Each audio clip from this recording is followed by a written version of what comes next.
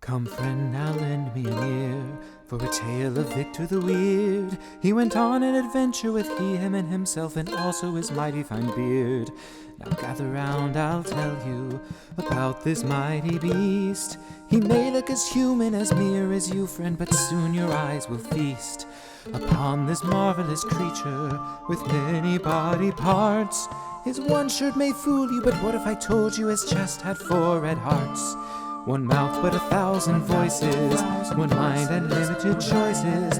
2 handsome dice, 2 handsome dice. The audience rejoices. He's going to play D&D with him, himself, and he. Those are his pronouns, it's really profound. It's time for D&Me, featuring Victor and Victor and Victor, and Victor and Victor and Victor, and Victor and Victor and Victor and Victor and Victor and Victor. One knows who knows how many repeats. So come and sit down in an empty seat. It's time for D&Me.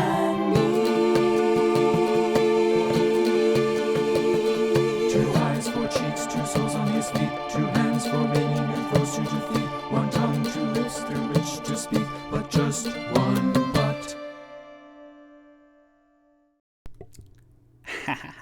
I always love that song. Hello and welcome. My name is Victor Rivera and this is D&Me, where I play with myself. I play D&D with myself. And welcome to episode 16. How exciting! This is great. My grandma is watching this for the first time live here on Twitch. So, hi, Grandma. Yeah? Okay. Yeah, okay. Hi. I love you too. So welcome. The theme song is produced and performed by Bradley Owens. You can find them at Bradley Owens on Instagram. That's Bradley, L-E-Y, Ovens. I got it right. So welcome. I don't have a lot of pre-show stuff to go through. I do. This is poking in my head, so hold on. That's better. And speaking of other not stuff I don't have, I will not have a show next Wednesday, because that is the day before Thanksgiving, and I will be home in North Carolina, and I want to spend time with my family. So this will be my Thanksgiving-ish episode. So, yeah. So no episode next week, but speaking of thanks, I want to thank someone here in this section called Thanks. Buttery smooth. This is a section where I thank people. So I want to thank one of my biggest supporters that I am not directly related to. His name is Scott, and I met him while we were playing Pokemon Go years and years ago here in Atlanta. And we've just been great friends. Like, I've watched his son grow up into a 13-year-old. He was 10 when I met him. A wee little lad, like Tipsy, and now he's a teenager. So I just want to say thanks to Scott, because he's a huge supporter of mine just in any creative endeavor I have, and especially for D&Me. And I want to give him a special couple shout outs. We played board games together. We played 2 of the official Dungeons and Dragons board games together. The first one, I played a Tabaxi bard named Birdsong. And this is a figurine of Birdsong that I found. And then the second game, I played Atka, the Tiefling Fighter. I love the figurines. I love the toys so much. I love figurines so much, y'all. And speaking of figurines, he has a basement full of board games, and it's beautiful. And then he was doing some cleaning, and he was like, "Hey, Victor, you want to come and look at these board games that I don't play anymore?" And I'm like, "Yeah, sure." And I showed up, and then he gave me like 5 board games worth of minis. So I have like 50 miniatures that are amazing from World of Warcraft, and like from Attack of something with big old Godzilla-like monsters and stuff. And my desk in North Carolina, my desk here has a lot of toys on it, but in North Carolina especially, I just have a whole bunch. Most recently, he gave me, if you've seen this on the various D&Medias, he's given me dragons. So there was a Dungeons and Dragons game called Attack Wing, and he gave me the dragon figurines, which I absolutely love. Look at these. And they come with little floaty bits, and then you stick them in the thing, and then they stand up. So this is Balagos, the red dragon. This is, oh boy, sorry. This is Galadarios. Galadarios. This big old blue guy is Ishardia. The names of Dungeons and Dragons gets me, but look at them. And then this is easy. This is Shadow Black Dragon. So he gave me my first dragons, which is fun. Now they're on my desk, and now they're on my floor. He recently got a 3D printer, so he has been gracious enough to print things for me. So these are Hero Forge free STLs. Whatever the links are for Hero Forge, I was like, hey, can you print stuff for me? And he was like, yeah. And so then he printed me those, and then I asked him to print a Toot Toot, and then he printed that, and he was like, hey, if anyone casts Enlarge on him, then that is 125% bigger Toot Toot. So these are my two Toot Toots. Look at that. Oh, I was going to do the math of how much 125% of 7'3" is, but I didn't do it. And then, I founded a Kickstarter that was a bunch of Turtle minifigs. Oh, I should give them a shout out. But this is one of the first Turtles I got. And then with that, he also printed out my Satyr monk named Lof that I play with another group. So he's printed me all these minifigs, which I'm so thankful for. And then my desk is amazing, but it's cluttered. Oh boy. Oh no, I messed up. Oh, I didn't play this well at all. That's fine. And then besides all of that amazing stuff, then he also prints dice. So he makes his own dice, and he gave me like these rough dice that are awesome, like 3D printed rough dice. And then for a little bit in 2020, and by that I mean like a week, then he asked for my help to polish them. And boy howdy, y'all, he uses like 5 different types of sandpaper, which is awesome. But he like does 1, 2, 3, 4, 5, 6, 7, 8, 9, 10 on each side, each direction, with each type of sandpaper. So these are the rough ones, but then they turn out super awesome, because then he gave me a set like this, which are like orange and yellow and black lettering, so it's very Hufflepuff. And then inside, this does not do it justice at all, but inside is like Mylar, like confetti, and it's super shiny and super amazing. So he gave me those dice also. And then these, which are just mind-blowing, they're super clear, and inside is this like rainbow powder, which if it hits the right light, like it just it's amazing. So he gave me all those dice, and I will actually be playing with them. So let me put them here in my little dice play bit. But then also, speaking of him and dice, he has his own company. So Taloxin, Taloxin, Dice and Games, and they're amazing. Like, again, the pictures, he's working on getting the pictures the best they can be, because these dice are bonkers amazing. So Taloxin, please check him out on Facebook, and he's going to do all the other D&Medias soon. But so Taloxin, Dice and Games, like, they're amazing. Please check him out. Look at all of his great merchandise. He's an amazing fella, and I wanted to give him so much thanks. So thank you, Scott. And again, that's Taloxin, Taloxin, Dice. So there we go. Thank you. So that's my little Thanksgiving. I want to do more thanks later on. I've thanked my parents. Thank you, Mommy and Poppy, and thank you, Sarah, who might be watching, and then Grandma. Hi, Grandma. Uh-huh. Okay, great. And then before I do my D and recap, my air conditioning is not on, and I'm already sweating, and this is 9 minutes in, so I'm going to run to do that real quick.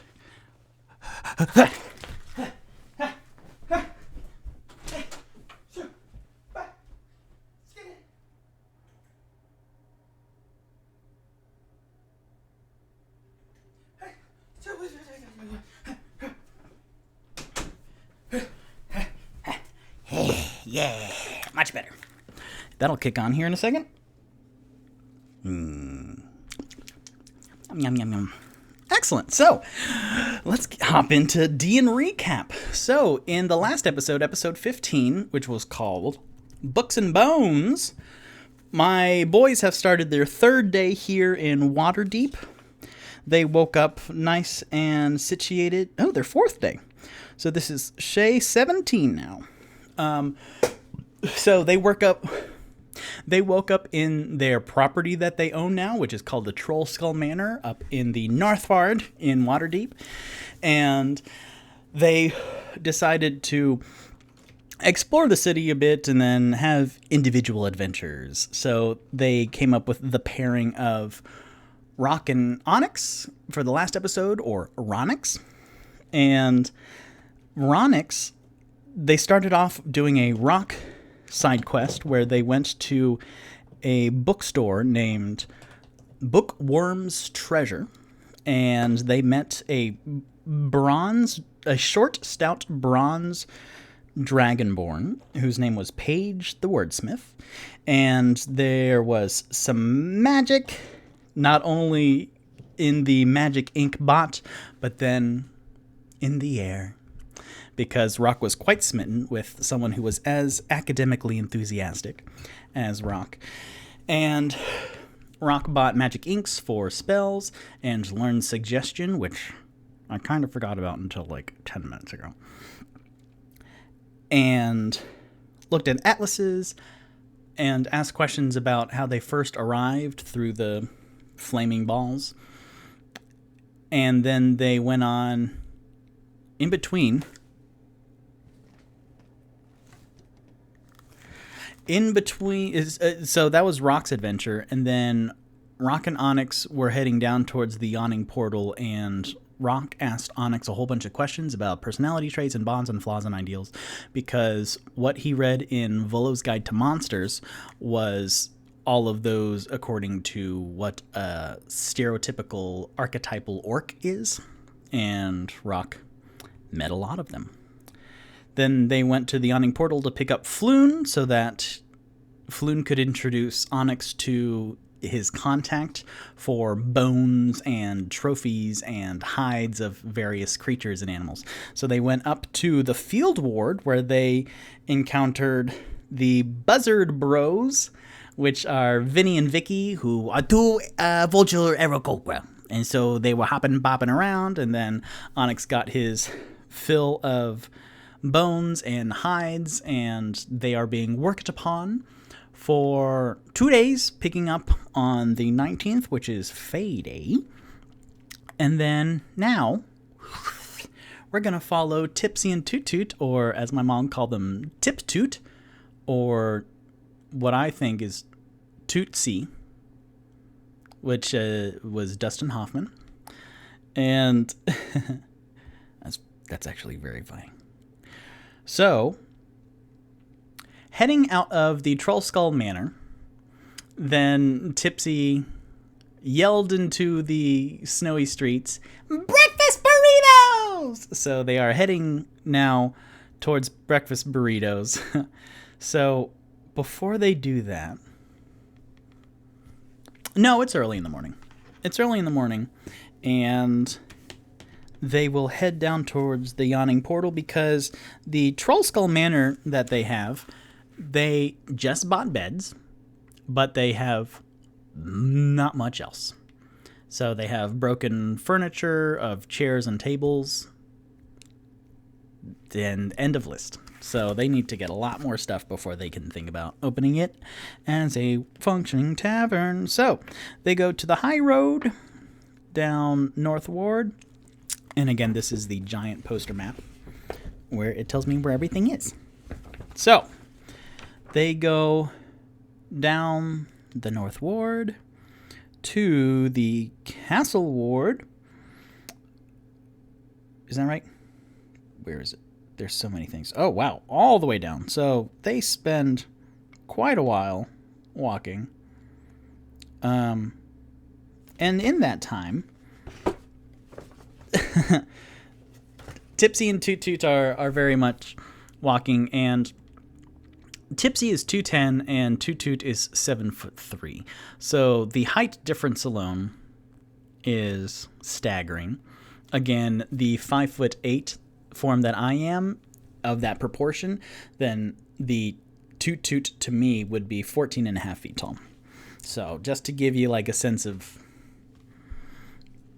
scale. So they walk down, and there's, the initial energy burst from Tipsy to go down south, but then they've been walking for 45 minutes, and they're watching the side stores as they head further south. Then they can see some starting to open up, because now it's, regular business hours instead of super early in the morning, and people walking the street. But there's a silence between Tipsy and Toot Toot, just kind of them not knowing each other yet, so there's an awkwardness. And then they're 30 minutes into the walk, then Tipsy takes out Waddles and is holding him and is petting them and making sure that he's warm and breathing on him and kind of rubbing Waddles' back and straightening up his little scarf. And then for the icebreaker conversation starter, then Toot Toot looks down and notices and goes, Tipsy. Yeah, what? Where did you get Waddles? I've noticed that you are quite attached to him, and I am, as you are hungry for breakfast burritos, I am hungry for conversation. So, where did you get Waddles? Let's see. When I first started adventuring, then me and my friends went into a hut, and then really the first thing I saw was Waddles, and then me being a forest gnome, I can speak with small animals. So, small animals or small creatures? Small beasts. So then I spoke to Waddles, asking him about, the mission or quest that we were on or whatever. And then I was like, hey, you want to come with me? And then he was like, yeah. And then, yeah, that is the story. That was a very fine story, Tipsy. Thank you. What does Waddles like? Waddles likes me. Hopefully, am I right? Uh-huh. He likes to eat.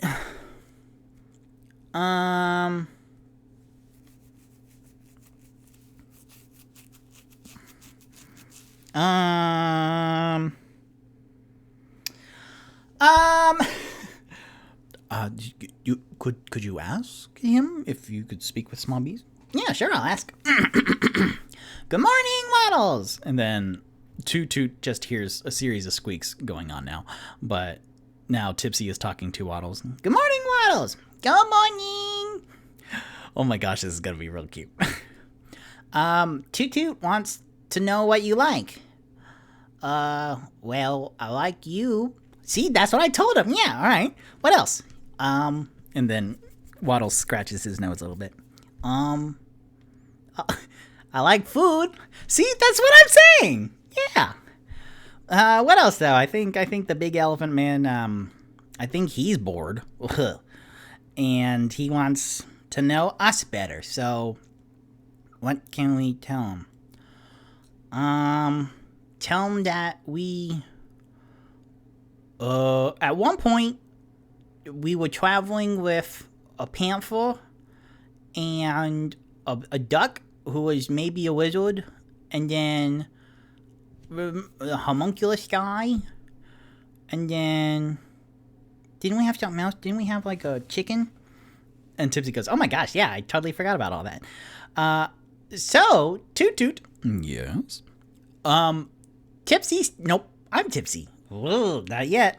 I'm stone cold sober, and it sucks. Speaking of cold, no, tipsy. Focus. Yeah, so Waddle says, he likes adventuring, and then part of our past was we were with this group, and one of them had a really cool panther named Van. Her name was Mariana, and she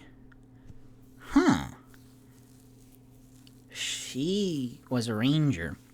But she had a panther, and then at one point in time, besides Waddles, we found a goose. Was a goose who... Did he say he was a wizard? He might have been he might have just been pulling our legs now that I think of it. Oh, gosh. Anyways, a goose or a duck or a swan may or may not have been a magic caster. And then we found a chicken in a cabinet. I don't remember the qualities of that chicken. But then also we found a homunculus that we kind of went back and forth through time for. And then we built him into an amazing kind of creature. But then he was captured by bad guys. And oh boy, I don't think we rescued him. Uh-oh. Or the chicken or the goose. Wait, how did we get out? And then Tipsy holds up Waddles, and then Waddles kind of stares up at Tipsy and then shrugs. But somehow we got out, and then I met you. So add an elephant to the list, and then whatever Onyx is, and then Rock, who is a very nice half-orc. And then Toot Toot goes,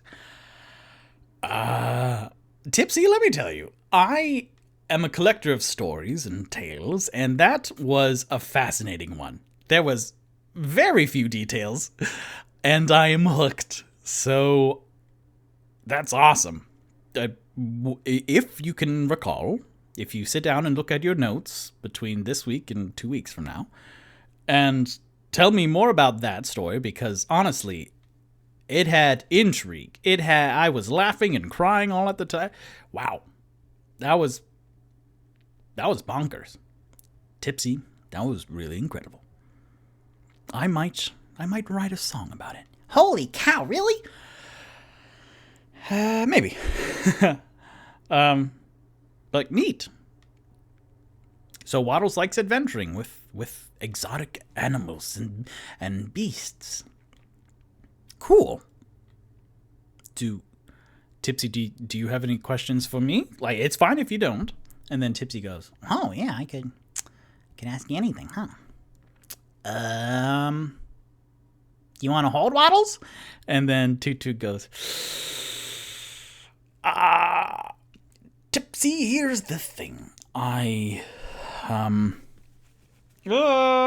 then as they're walking, then Toot Toot drifts a little bit away from Toot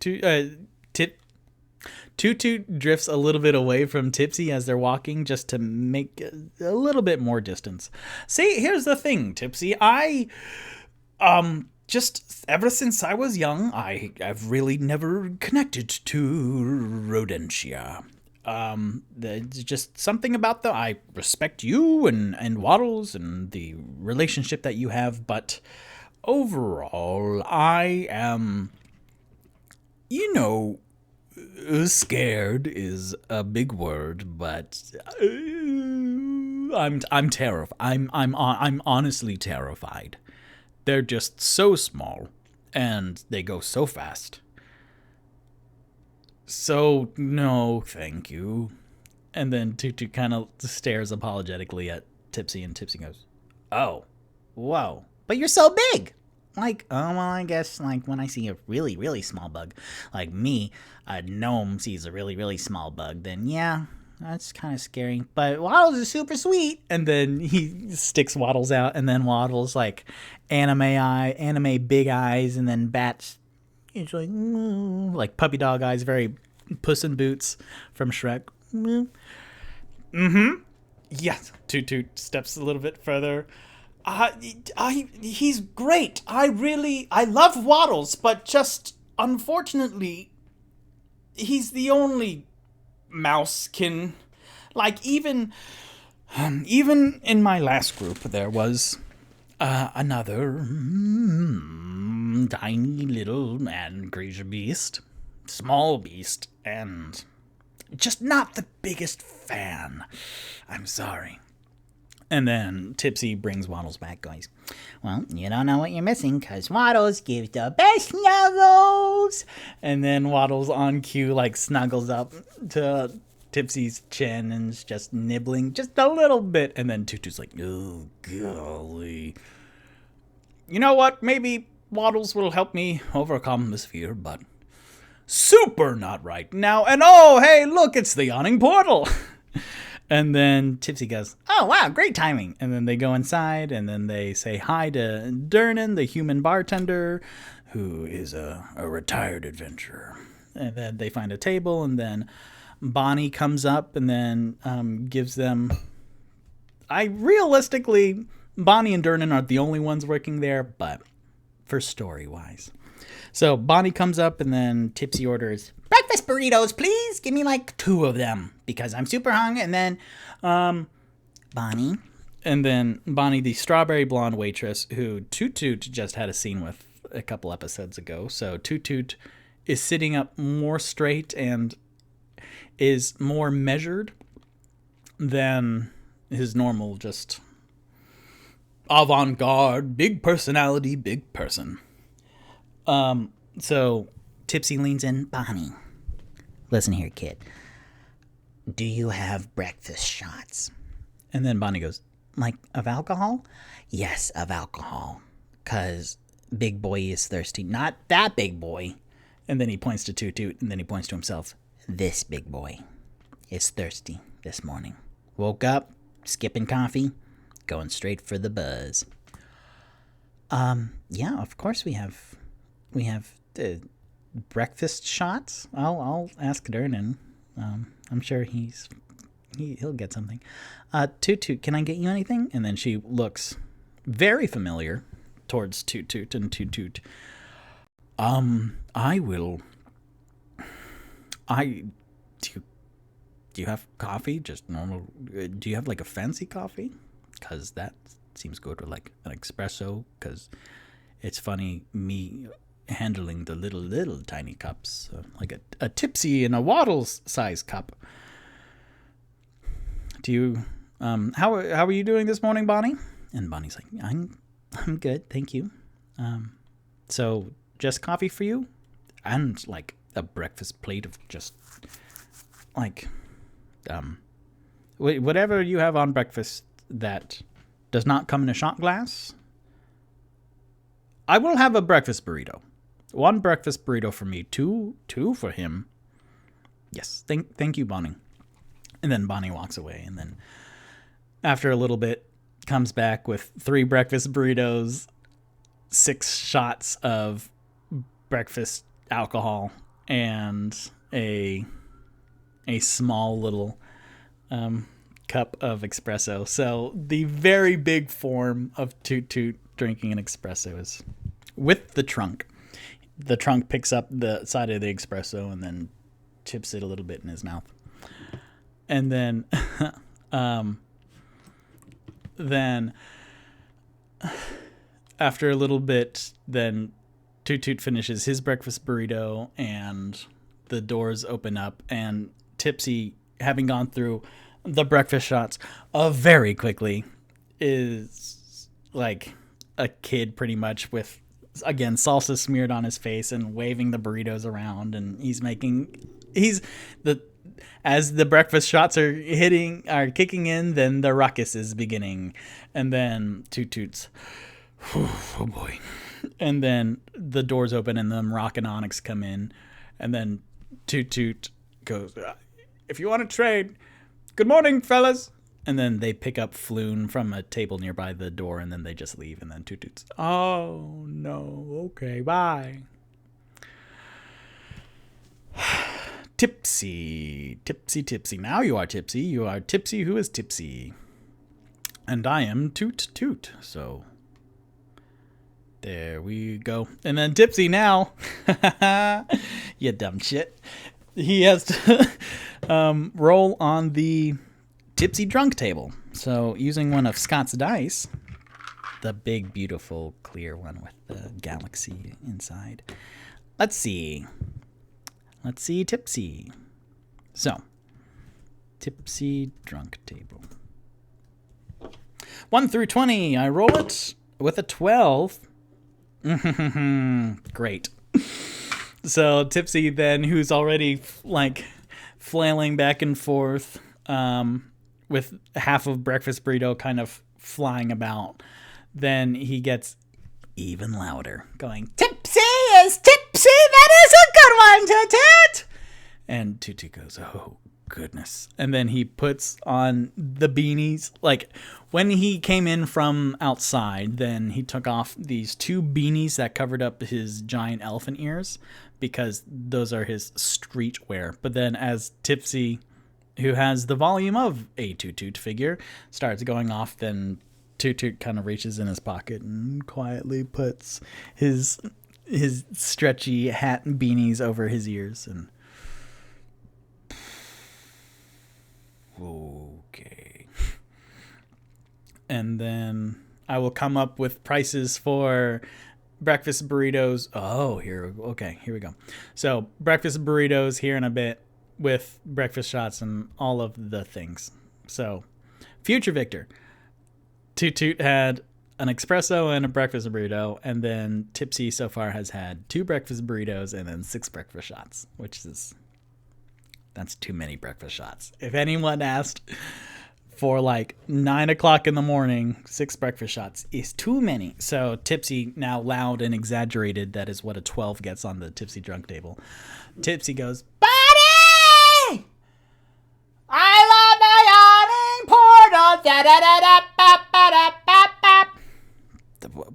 Why that's not even a song. And then Bonnie comes up going, "Hey, Tipsy, Tipsy, this is, everyone's still sleeping. We have 3 floors of sleepers, of people still sleeping. So if we can keep it down just a little bit." And Tipsy goes, "I got you. I'm being real quiet. Shh, Bonnie.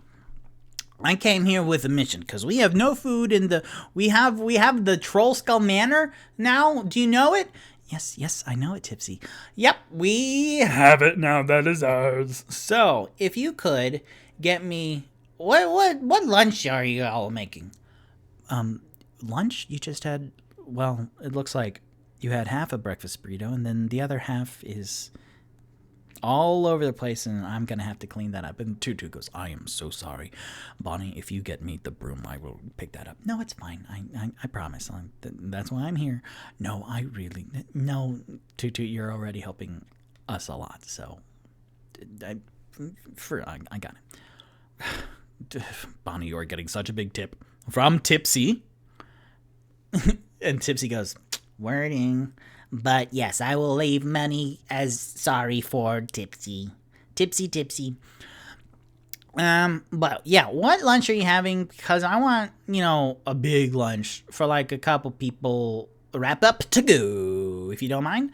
And then Bonnie goes, "Oh, well, we have, since the holiday is coming up, then we have a lot of good food. We have like mashed potatoes and mac and cheese and rolls and turkey and stuffing and green beans. And this year, Victor asked for steamed carrots because that's what Victor is craving. And then some pumpkin pie and some sweet potato pie and what else? What else is good Thanksgiving food? And, other stuff." And then Tipsy goes, Can you make like just him?" And then he points up at Toot-Toot. "Imagine how much he eats for like 3 days. Can you package all that up? I'll pay for it." And then he gestures to Toot-Toot again. I got this, buddy." And Toot-Toot was, "You are just the most unique little fella, huh? You got your bottom dollar that I am. Yeah, I'm the best. You are singing more songs than the bard here in the group. I know that. You're so right.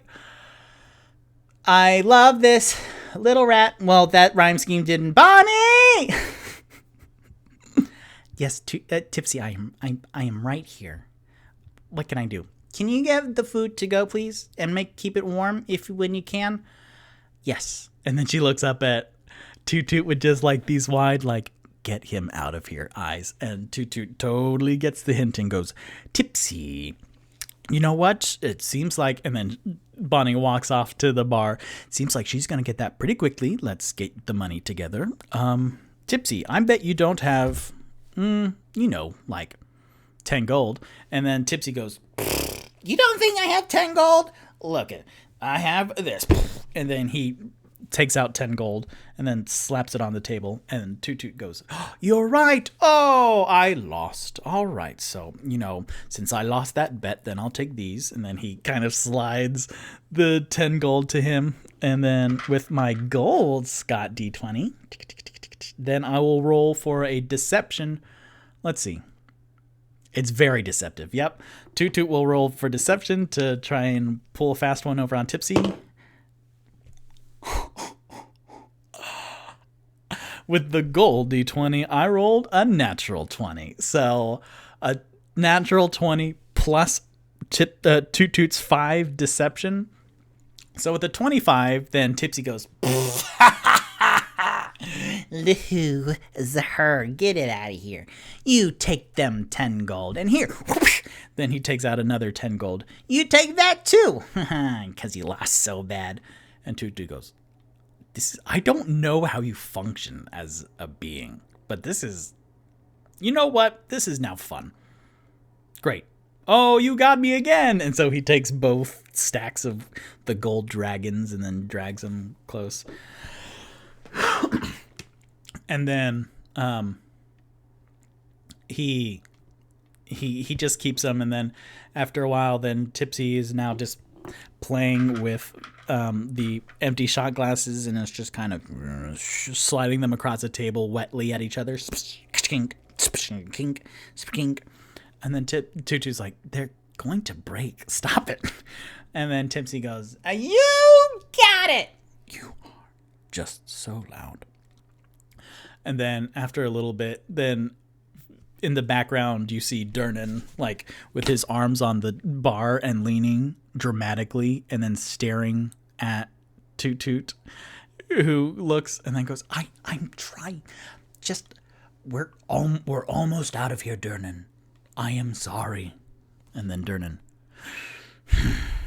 and then goes off and cleans something. And then Bonnie comes out with, like, 2 really big, like, baskets, like really big baskets, comes out and then plops them on the table. And then she goes, Tipsy, you're not gonna try and eat all this right now, are you? And Tipsy goes, no. Nah. And then Toot Toot goes, I have no idea what he's up to. Here you go, Bonnie. And then he gives one of the stacks of 20 gold. And then Bonnie goes, I'm seriously, Toot Toot, stop. No. This is from Tipsy. Here you go. Please take it. We are about to be out of here. You are a doll. You are a dear. Thank you. Sorry. We're leaving right now. Tipsy, you just wait. This is fun. Tipsy? Yeah. Tipsy, let's go outside and play in the snow, huh? I forgot it's snowing. Yeah, let's go. And then he jumps up and then you see the still pretty empty yawning portal dining area. And like, again, in the very first episode, then Tipsy disappears kind of underneath tables, and then you can see tabletops like shift, like someone shorter than a cornfield going through and like carving out a path. So you see tables like indicate where Tipsy is heading, and then you see this little figure emerge from all the tables and then go, "Good morning, Durnan!" And Durnan, "Shut up!" as Tipsy heads out the door. And then Toot Toot goes, I am so sorry he is a child. Bonnie, are you doing all right? Yes, I'm good. Thank you. Thank you, Toot Toot. Okay. I will talk to the boys about helping you and yours soon, but a lot happened last night and I have not had the chance to, so soon, I promise. And then Bonnie blinks and then is now staring up at Toot Toot with purple irises. And then she goes, no, you're a great guy. So thank you for listening to what I had to say last night. And hopefully we can stay here. And then Toot goes, yes, anything I can do to help. So as soon as we all reconvene, then I will let the boys know. And then Bonnie goes, okay, thank you. He's a slob. I don't get it. And then she looks just at if you've ever worked a waiting job and then you had to bring out a high chair for a table, then you know the mess that now waits Bonnie and a broom. Because there's breakfast burrito and salsa everywhere. So Tutu goes, I'm sorry. I would clean up, but I know you won't let me. No, I won't. So get out of here. All right. Good morning, Bonnie. I hope you have a great day. And then she goes, with 10 gold right at the beginning of the day? Yeah, it's a great day already. So it's great seeing you, Tutu. Thank you. And then he heads out. And then he goes over to Durnan, who's just staring straight at him. Durnan, I am so sorry. Do you want... Get out. All right, we'll talk about only me, not Tipsy performing here, but we'll talk about me performing here later as well. Oh, I have so many open quests in this location. Okay, I will head out. Have a good day, Durnan. And then Toot opens the door, and then a snowball hits him right in the face. And Toot, this is fun. And then steps out into the cold, where he sees Tipsy has done 2 snow angels and made just 6 snowballs in front of him. And after his snowball hits, then you can hear a cackle. And then he grabs 2 and then he rolls to hide because that's what a rogue does. With a 5, though. With a 5 plus... What's his stealth? 5 plus 9 stealth. So that's a 14 stealth roll altogether. However, Tipsy in bright white snow is just like kind of scurrying off to like an alleyway, and then Toot right at the entrance of the yawning portal is just tracking Tipsy as he scurries off into an alleyway. And then Tipsy turns the corner into the alleyway and is obviously looking straight at Toot, but he thinks he's hidden. And Toot goes,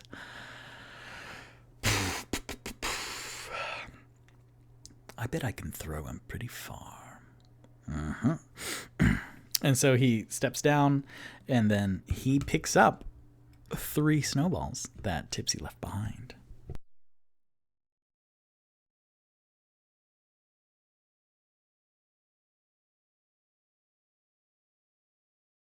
That water break was sponsored by Sarah, my sister, getting me a savings throw water bottle. It's very good. So, they have a snowball fight. How cute is that? So,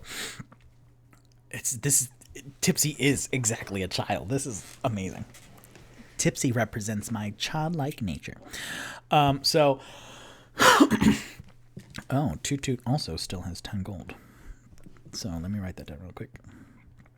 Because otherwise I will forget. Because I say things happen and then I don't really follow. I follow a lot of them up, but sometimes I'm like, oh! So Toot picks up 3 snowballs and then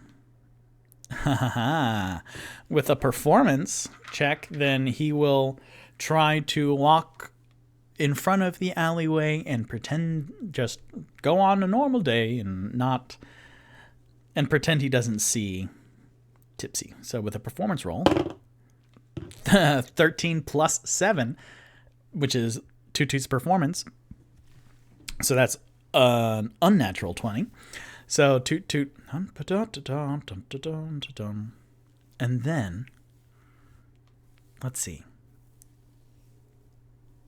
I will have them roll off to see who shoots I will have them roll initiative against each other.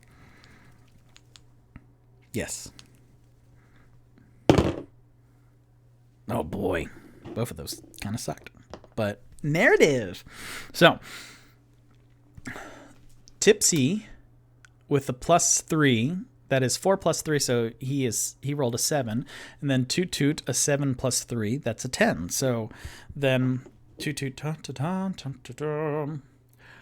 walking through a winter water deep, and then he chucks one of the snowballs at Tipsy, who, let's see if it hits. This is dexterity, so a 6 + a 2. That's dexterity. So that's an 8 altogether, and so Toot Toot whole ass misses Tipsy. Yep, so without really seeing where he was aiming, then he threw, and then one of the snowballs up against the side of the building that Tipsy is hugging up against, and then you hear a You missed! And then Toot Toot goes, oh, ho, ho. Let's see. 2-weapon fighting, light melee weapon. Well, no, because snowballs will be considered ranged. Or, however, if it has finesse. Oh, boy.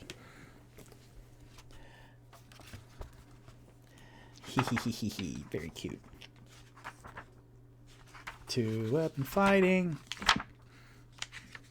No, I should look at the back of the book.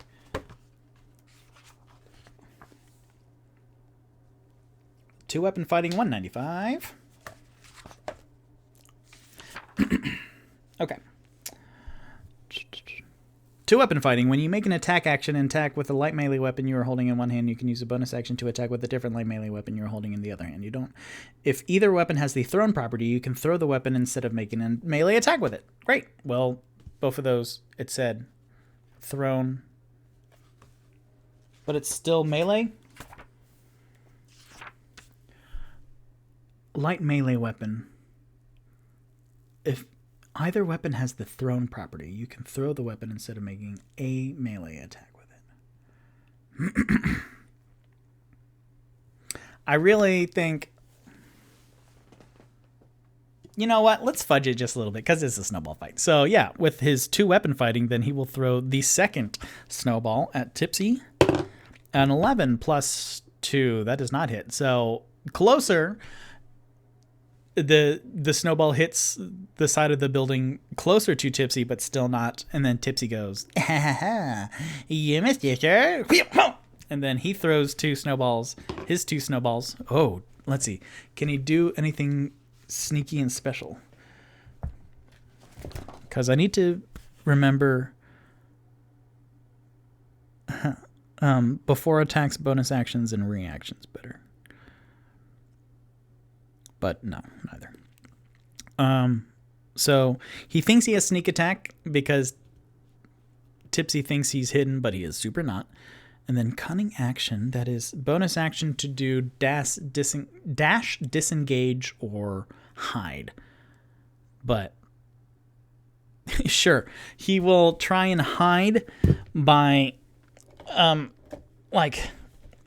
pushed up against that side of the building. There's like this pile of snow, and so Tipsy then goes, huh?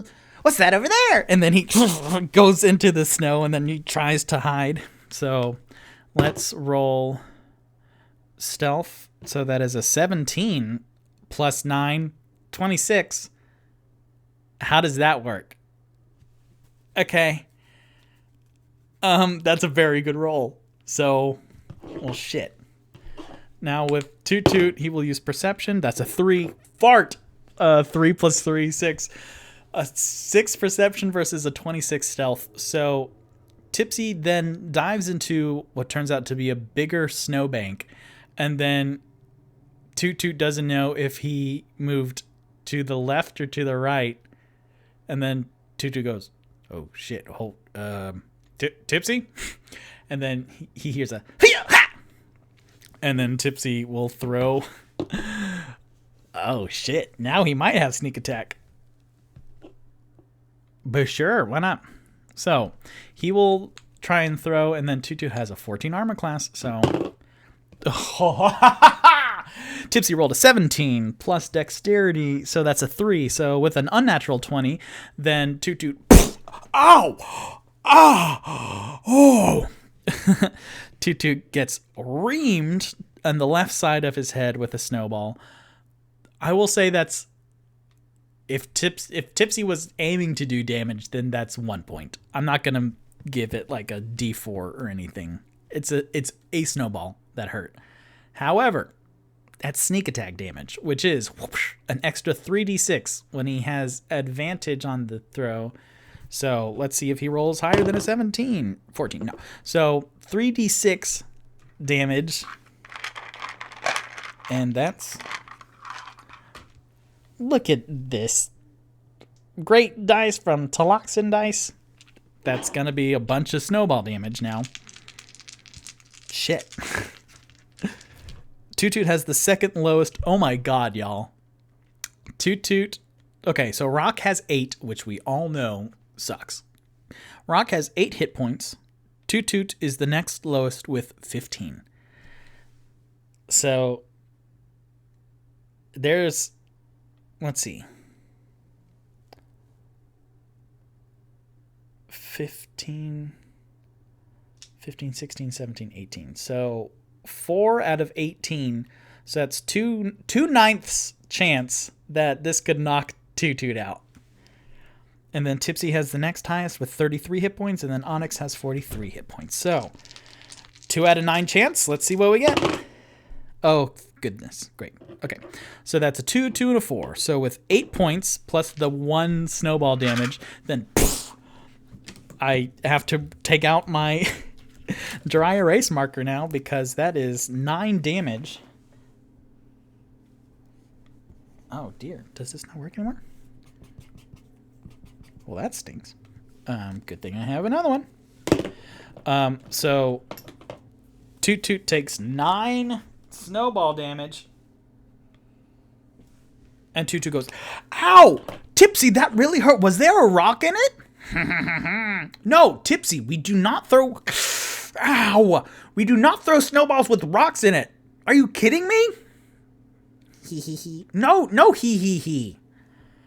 Ow, this isn't fun any... Ow! Ow, I can't open my eye now, Tipsy. Oh, well, sorry. Yeah, that... Gah. Game over, man. Game over. Oh, that's a movie reference. Yeah. So, Tipsy comes up and goes, He emerges from the snowbank. I'm sorry, I didn't mean to... No, it's fine. Did you pack it, though? Did you pack it? Is there anything you could have packed it with? Let's see.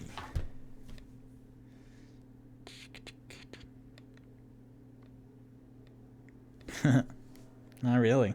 So he goes, I just packed it really well, I guess. That's a deception. So let's see.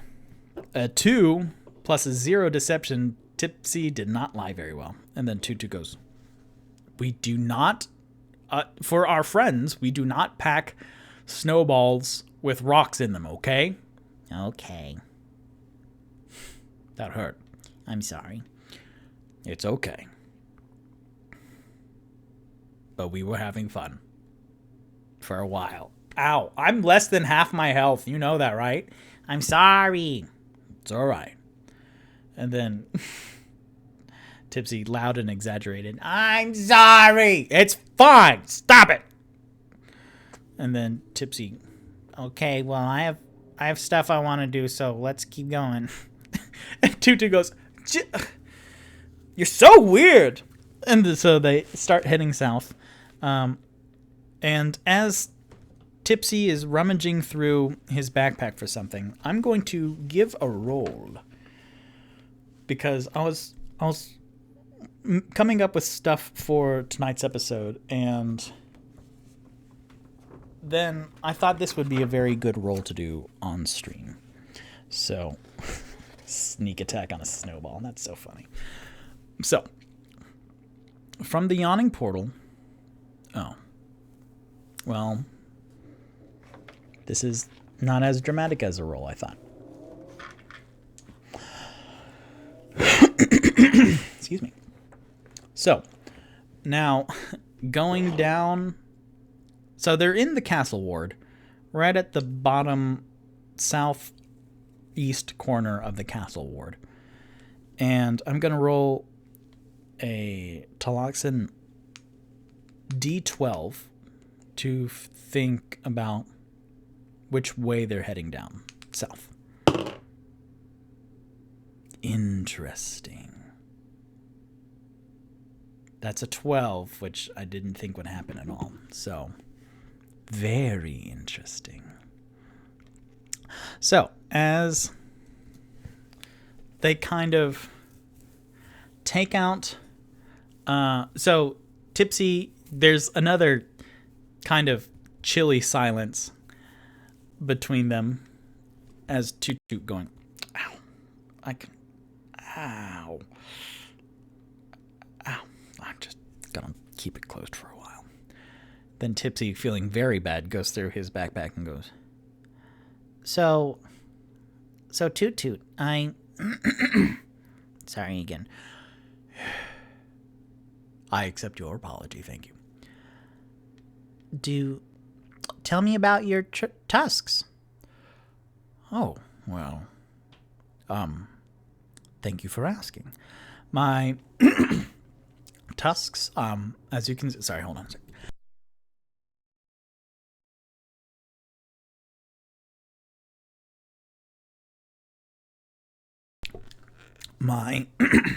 My tusks, as you can see, they are, yeah, a Loxodon joke. Well, me as a Loxodon, I have a joke where I do, hello, I'm Toot Toot the Loxodon Bard, and I'm here to tickle the ivories, and then then I, mess with my tusks, and Tipsy goes, Oh, that's really funny. sorry, hold on, guys.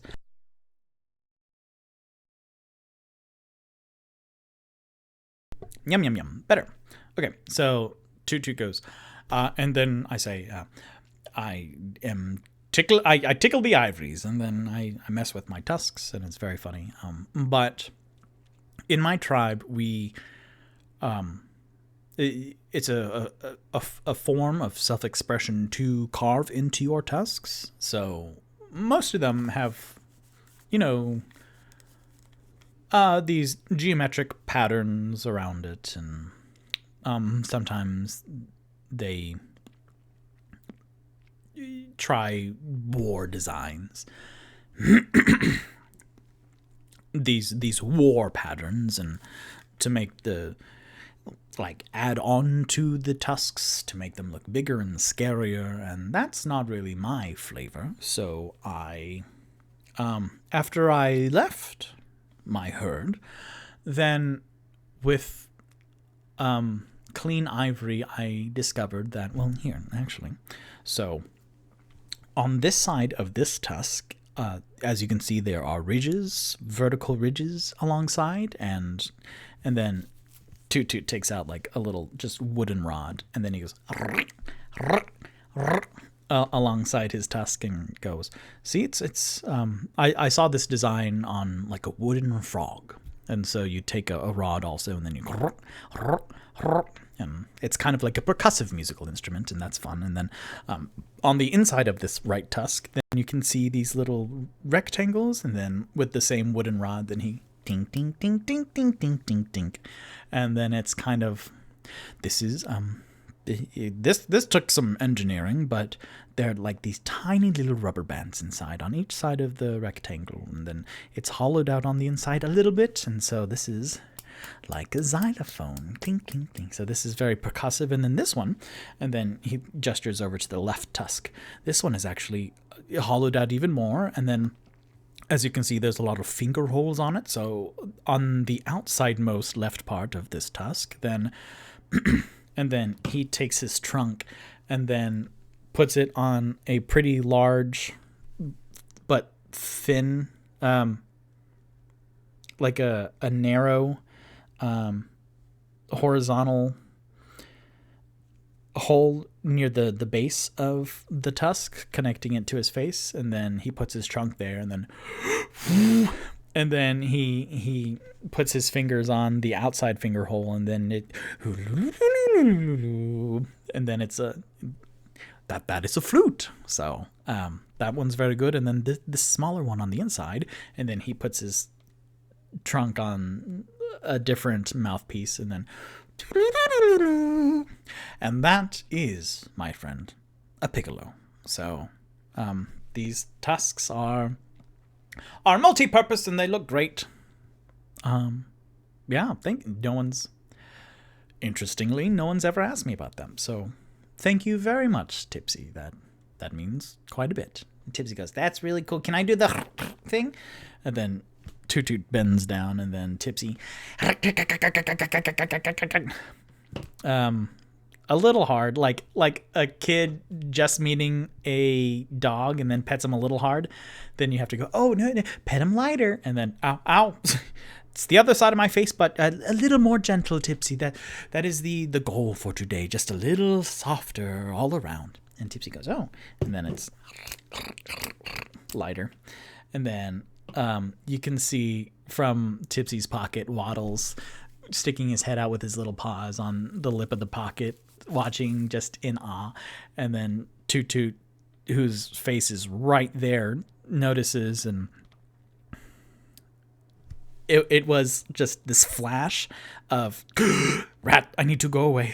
But Toot Toot measures that Tipsy was making an effort, that Tipsy has adjusted to do softer on his trunk, on his tusks, and Tipsy is enjoying himself right now. And as Toot Toot did say earlier, then he might adjust himself. Well, that didn't sound right, but he will grow perhaps through Waddles. And so then Toot Toot freezes as Tipsy is still, and then Toot Toot with this one eye is staring at Waddles, who's just looking up and smiling, and then tilting his head the other way, and then cleaning off one side of his face, and then just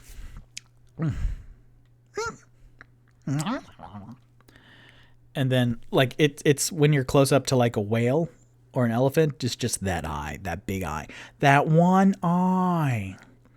And then the inside pupil, like, instead of being a pinprick, then it actually grows out perceptively. Like, you can see it happening. And so as a body language connotation, then that means that Toot Toot is getting a little bit more comfortable. So if you're keeping track, that that's a point in the progression bar. So then Toot Toot straightens up. Yes, so I'm a very musical. I am also, let's see, I am proficient in the flute, and the horn.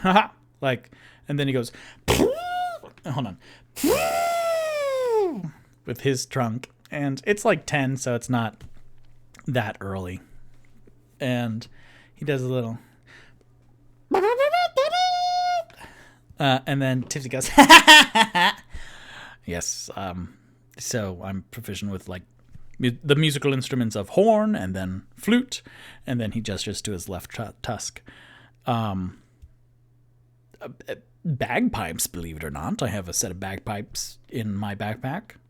And Tipsy goes, no, and then his demeanor changes, and he gets very serious, and you can tell he's thinking endless mischievous thoughts. And then Toot Toot goes, no, it's still way too early, and no, we are not doing that. And then Tipsy goes, but think of the possibilities. And then Toot Toot goes, no, we are not bagpiping in the middle of the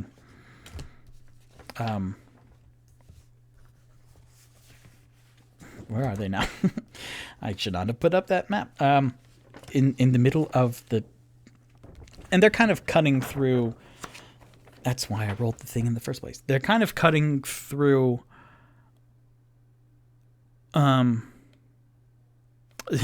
We just had a whole lovely little scene, and Victor didn't remember the very first thing that he rolled for.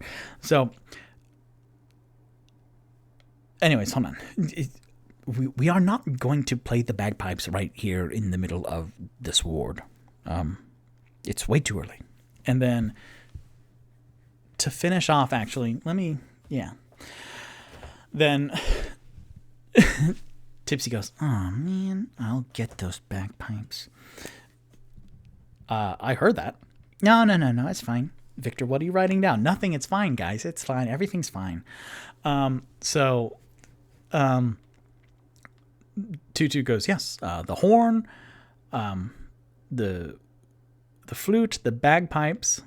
I want to make sure that Tutu does actually have bagpipes, because that'd be funny. He sure does. In my inventory, I have a subcategory of Tutu's inventory that is instrument, and one of them is bagpipes, parentheses, to annoy, end parentheses. So, yep. And then Tutu goes, and then I also have 3 more instruments on me. I have this, and then he takes out his quarterstaff, which he doesn't use, but on it is Aboriginal designs, and it's very colorful and geometric patterns and almost abstract silhouettes of different monsters and creatures and races going down. And he goes, and this is inside. This is hollow on the inside, so I can. And so he plays the didgeridoo, which is his quarterstaff, which there's not a lot of combat in this show, but that's his very first weapon right there, quarterstaff.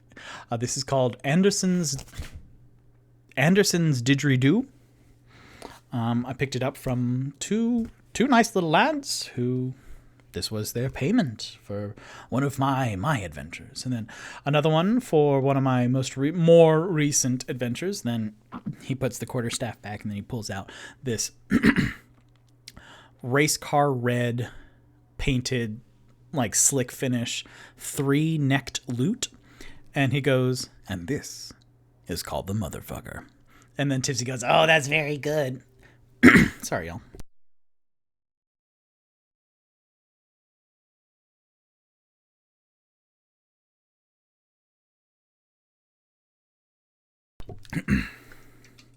Yes, this is called the motherfucker. Oh, that's very good.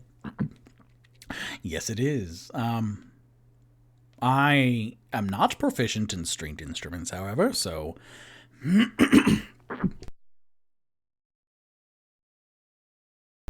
I don't know what's wrong with my voice tonight, but that's okay.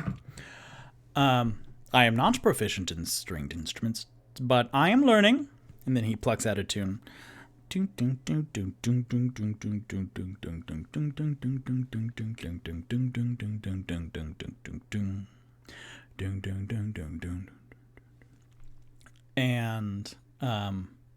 then he puts that away and goes, and then finally,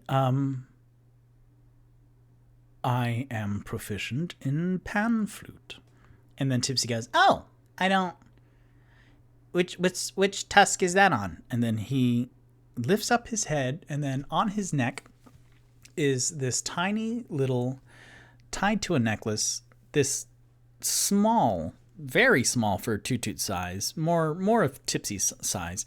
It is a little lilac pan flute connected to a necklace. And then he looks up to the heavens and then down, and then as he looks down, then his face and his tusks and his trunk covers it back up.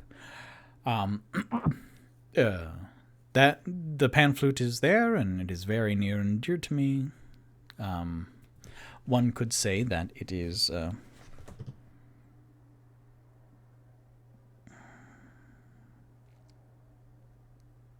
just hold on. A favor from an admirer. So I keep that super close. So And those are those are all my instruments. I am a bard, and da-da-da. Those are my instruments. Thank you for asking, Tipsy. And then Tipsy goes, You're welcome. Well, actually, the reason I asked was because... Then he digs around in his backpack and pulls out this little fist with a little metal rod in it and goes, I play the piccolo too! No way. Yes, I do. And then... He tickles it a little bit and goes, That's very good. We should play music together one day, but not right now because it's still pretty early. But please put it away. And then Tipsy puts it away. Thank you. Now they are, throughout this whole conversation, they have been heading east, and they're still pretty relatively new to Waterdeep, so they don't know. They know eventually that they're going to go south, but they head super east first because in order to get from the Yawning Portal to the south, like you go south a little bit, but then you just go east, and they find themselves on one of the biggest roads in Waterdeep, called the High Road, and that is the biggest one, I believe, from north to south. Yes, and so Tutu goes, oh, I recognize this from up north with the northward. So yes, the High Road, let's follow that all the way down. I think it goes all the way down, and then they head down, not traveling back down Snail Street, which they did for their first adventure to get into the sewers. So they completely circumnavigate some familiar landmarks, and then both of them, Tutu goes, but Tipsy. Yes, Toot. Why do you have that much food? Are you going to... Is this a food fight of some sort? Am I going to have to prepare more snowballs? And then Tipsy goes, No. I am trying to find... we are... If we can head back to the Peabodys, that would... that's where I am trying to go, and now I think I'm lost. And so both of them will try and roll survival to see where they is. Toot Toot rolled a 7 plus 2 for a 9, and then Tipsy rolls a 10 plus 2 for a 12. So Tipsy actually looks around, and then Toot Toot goes, I have not been down this road, the south, so I don't know where we are.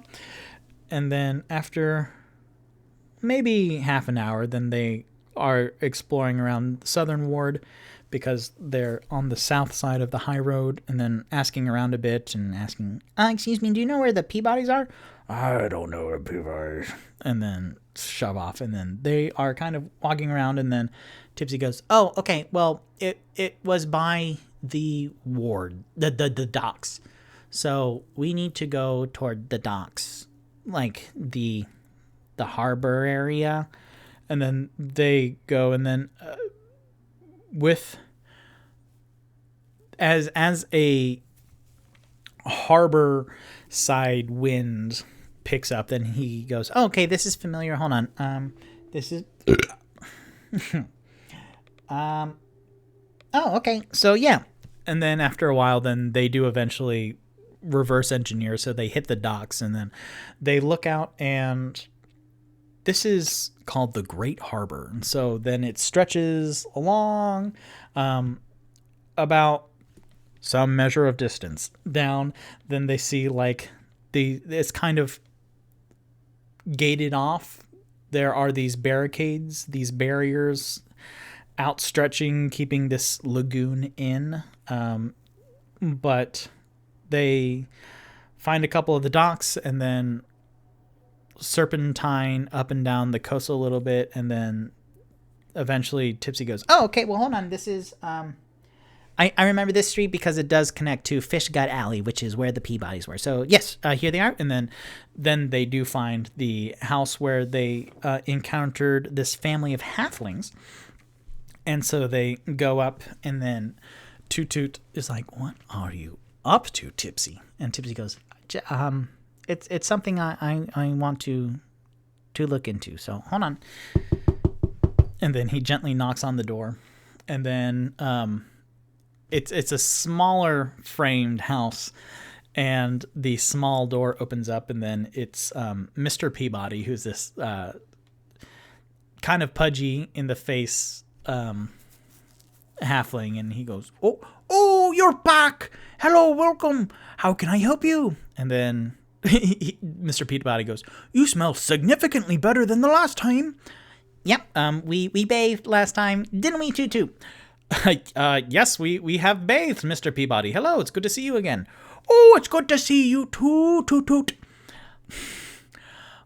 "What can I do for you, boys? Come in. Oh, it's so cold outside. Come in." And then they kind of go inside the living room, and it is halfling furniture all around, and it's low ceiling, so Toot Toot kind of has to duck in a little bit, and it's very much Gandalf in the Hobbit, in Bilbo and Frodo's what's that? The Shire, but does that Hobbit hole have a name? I'm sure it does, but I don't know it because I don't know Lord of the Rings all that well. I will check the chat in 10 minutes if y'all have dug up what the name of Bilbo and Frodo's house is called. Bag End! Hey! Not even 10 minutes. Great job, Sarah. Bag End. So it's very much Gandalf and Bag End. Where then Mr. Peabody goes inside and scurries around a bit, adjusting and making sure that the blankets thrown over the couch are like nice and adjusted. And he goes, "Oh, yes. Oh, honey, we have visitors. Oh, that's great. I'll be right there." And then Mr. Peabody stands in his very nice living room and goes, "Yes, no, what can I do for you?" Well, I have, remember when we came in? Very clearly. Yes. But do you, have you closed up the, yeah,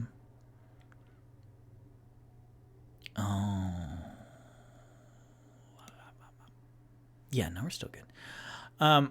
Have you closed up the entranceway into the sewers that we came out of?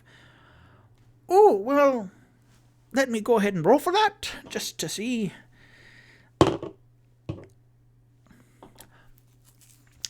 Yes, my boy, we closed it right up as soon as you told us about it. We didn't want any other... Well, you happen to be good, but you said that there were baddies down there, so we didn't want any baddies coming up. It was for the greater good. And then a little crestfallen Tipsy goes, "Oh, great. Yes, we did it the day of. We finished it that night, and then we sure went to bed exhausted that day, didn't we, dear?" "Oh, yes, we did," you hear from the kitchen. And then out comes Mrs. Peabody, a little halfling who's also quite wide as well. They're both plump, and she's drying her hands with a dish towel and goes, "Oh, hello! It's good to see you both. What can we do for you?" "That's what I'm trying to figure out. Yes, boys." And then Tipsy goes, "Oh, well, we have a little bit of unfinished business down in the sewers, so it's great. We just wanted to come in and check and make sure that you, because Mr. Peabody rolled a 20, by the way, natural 20. So sure did. Ooh, that made the mic peak, but they finished that day because there was a possibility of it taking a little bit, but they're an efficient lot. So, we have a little bit of unfinished business in the sewers, so we just need to explore around a little bit more. Mr. and Mrs. Peabody, Yes? Yes. Do you happen to know any other halflings around here? There's one that I wanted to ask way up north in the North Ward, but I don't think they would know, particularly anyone here in the Dock Ward. So I wanted to ask you, you both. And thank you very much. It's very kind for you inviting us and letting us stay in your home a little bit. Oh, no worries. It's always a pleasure. Honey, do we know any other halflings? Oh, yes, of course we do. So, across the street, there is the Spice Street. Oh, Spices, I was right. It's plural, Spices Street. There is a halfling hostel there, where most of the clientele is halfling, but it's run by just a lovely little woman, and they're halfling. Let's see, do we know anyone else? My Three Dragon Anti Club has a halfling as well, but he's quite old. Are you looking for just poor dear never leaves his house. Are you looking for a really old halfling? And then Tipsy goes, well, Not, is this it's weird to ask, but is this halfling white? Oh, no, it's a lovely little black gentleman. Halfling also, and, he plays one hell of, Three Dragon Ante, I can tell you that, I think he cheats, but, since he's quite old, I let him, and the pot's only a couple copper, so it's nothing too lost. excuse me. And so Tipsy goes, okay. So the Spices Street and the hostel, we might explore there. So thank you very much. And then Mr. Peabody goes, Oh, you're quite welcome. Here, I'm going to grab another water bottle. So if you'll excuse me.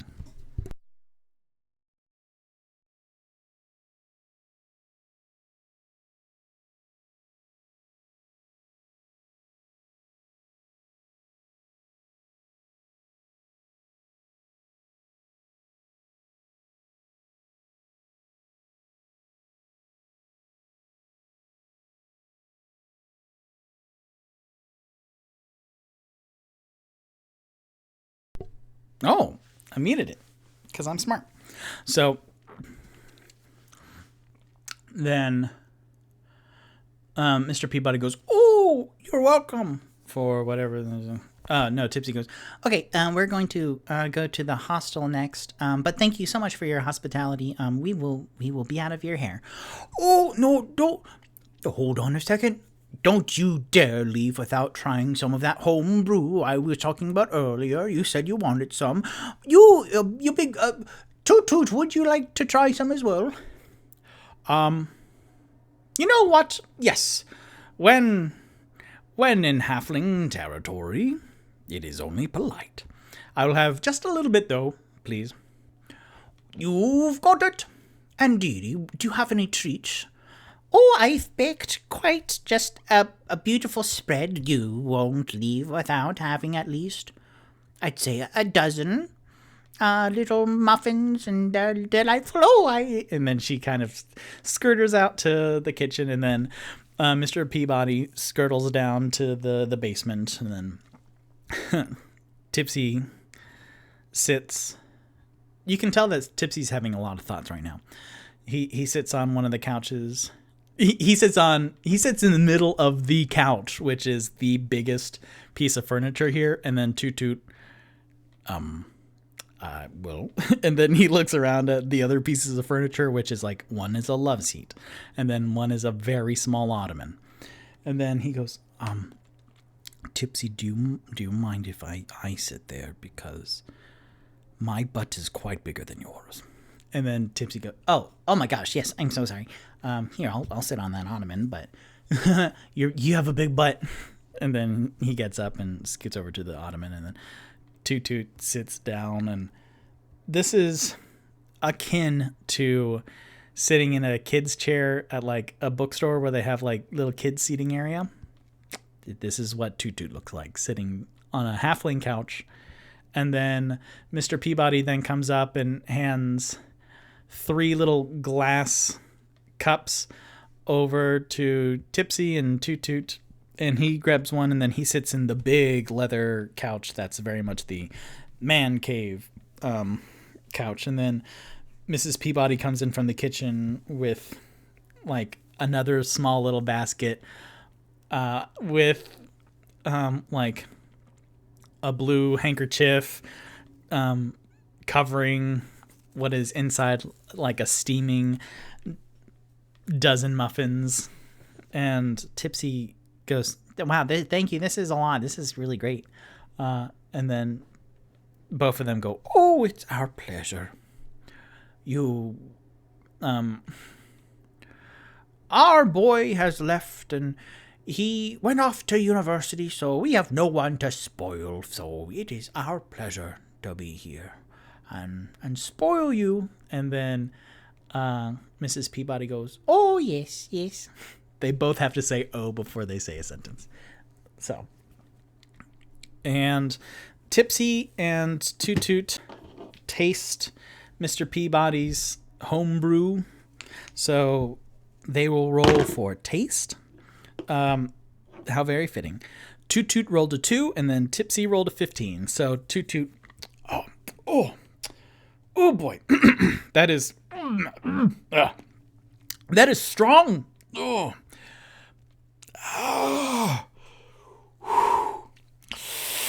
It burns the eyes a little bit, huh? And then, then Tipsy goes, Wow, this is lovely. Thank you.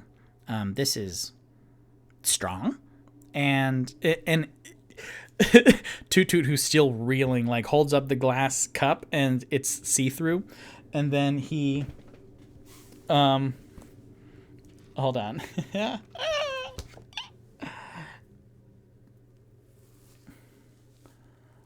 So, this is so fucking nerdy. And then Mr. Peabody, who is swirling it and sipping it, goes, oh, yes, this is saloon's shine. And this is a particularly good batch. I enjoy it, quite well. And then he finishes off his cup and then notices that Toot Toots is barely drunken out of, and Mr. Peabody goes, well, if you don't like it, I appreciate you trying it, but hand it over. I'm not going to let it go to waste. And then Toot Toot immediately sticks it out, just, oh, it's just in my nose, and I have a big nose, so it's just all in there. Saloon is one of the goddesses of the moon, so it's straight up basement moonshine, pretty much. So, Tipsy and Mr. Peabody. Oh, Tipsy's a gnome, so he can't speak halfling. Even though he has speak with small beasts, but a playable race. And well, yeah, a playable race is not a beast. So, if they are a person. So, they couldn't speak small race to each other. But then Tipsy and Mr. Peabody finish the saloon shine. And with that, Mr. Peabody goes, well, thank you for coming by. Absolutely come back again whenever you want. We'll be here and we'll have more moonshine and we'll more homebrew. We come up with all sorts of stuff all the time. And then the missus in there, she's always baking. A little bit of empty nest syndrome, if you ask me. I heard that, and it's true. So then they both leave. And then both of them waving in the front part, in the doorway, go, tell Joy I said hi. And then Mrs. Peabody goes, yes, and then I'll see her next 7 day. oh shit. Oh, no. Since this is the 17th of the 10-day. So, yeah. Then Mrs. Peabody goes, And tell her I'll see her tonight for 3 Dragon Auntie. and so Tipsy and Toot Toot both leave, and Toot Toot is still, it's cleared out my sinuses. This is amazing. And then he out his trunk, and then splats some mucus into the snow on the far side of the doorway. And Tipsy goes, okay, let's go to the hostel. So with that, I'm going to take a quick restroom break. And I invite you to do the same, but I also invite you to stay and watch this intermission, because I have a new scene for my theatrical reel and I have my voiceover reel also. So enjoy. I mean, I hate to bring it up because you're upset and all, but why exactly are we going to cut up a bloodstained carpet? Is somebody we know the pot calling the kettle black? It wasn't doing anybody any good 6 feet under the ground. And don't think I didn't consult Savini about the specifics. It is his baby. He gave me detailed instructions on how to remove a few of the Rice Krispies, and you don't really want to hear that. Of course not! Well, yeah, actually. He donated his remains to science fiction. Don't think I'll ever forget. Great. Just so you guys know, there's no group sex. Okay, fine, group sex. Whoa. Yeah, that's how we made these cool little peace thingies. Civil War general, you must know how to fight? Sure. Poverty, sexism, social injustice. There's only one thing we can do. Group sex, right? No. We'll fight then. I am looking for, Brian, he's not here today. Sorry, we can't give that out. You could leave him a note. I think he works again next week. Now, Nice to meet you. It'll be good not to be the new kid. A little over a month. How about we start with the lab? Really incredible stuff. I know. They seem like fairy tales, right? Way further off. I was shocked to find out how far along they were, too. Phase 1? It was tiny. 30? Yeah. It's no way to do large science, but for the company's purposes, I guess it was fine. I mean, they already knew the drug worked. I don't know. I'm new here, too, remember? Nobody tells me anything I don't need to know. Here is the break room. Best snacks in the building. Jack? Looking for you, actually. What are you doing on my computer, Jack? I don't have access to any archival stuff. Plus, it wouldn't be on this computer. I mean, the server? Probably need to go through HR to... I was just needing to finish this round. get out. Of course.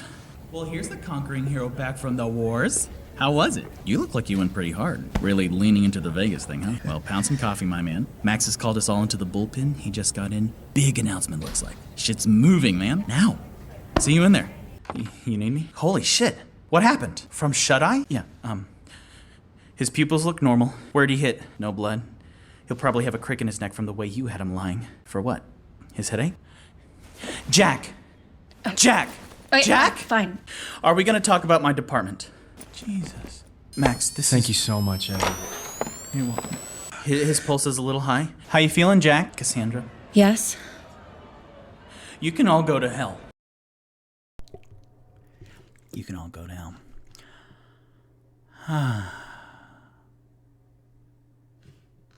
Hello, I am back. So, for those of you using the restroom, I'll stall for a little bit. When I was 64.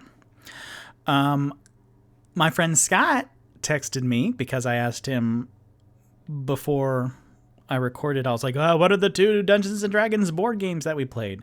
One was Tomb of Annihilation, and then the other one was The Legend of Drizzt, who is the most well-known drow ranger. Drow being a dark elf, and then ranger being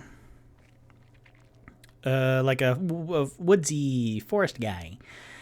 And then Drizzt, who there's a bunch of novels written of him. Drizzt Do'Urden, one of the most well-known Dungeons and Dragons like lore characters, and his panther. It's almost like Guinevere or Gwendolyn, but it's just pretty much, imagine if you stick your hand in a Scrabble game and then pull out just a bunch of letters. That's kind of, here, I'll look up how to ding dong spell it, because I don't know how to pronounce it. But Drizzt is Drzzt, because Dungeons and Dragons. Drizzt. Oh, Drizzzt. Dritz Jordan. And there are actual books about him. And then by R.A. Salvatore. Oh, he's 5'4". I didn't know that. That's very Wolverine height. And then his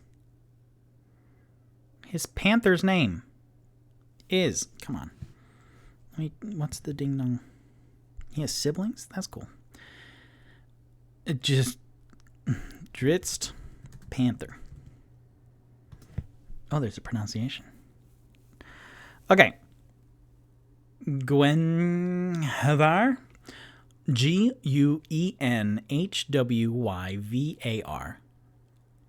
A 600-pound Black Panther who resided on the astral plane. Interesting.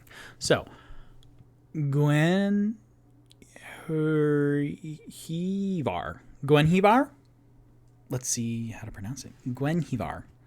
We're all learning. All right, so.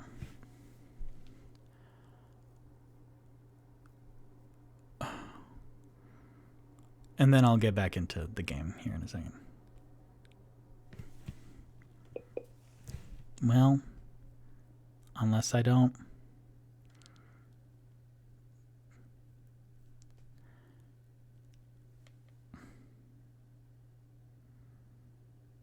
Oh, it is. Okay. It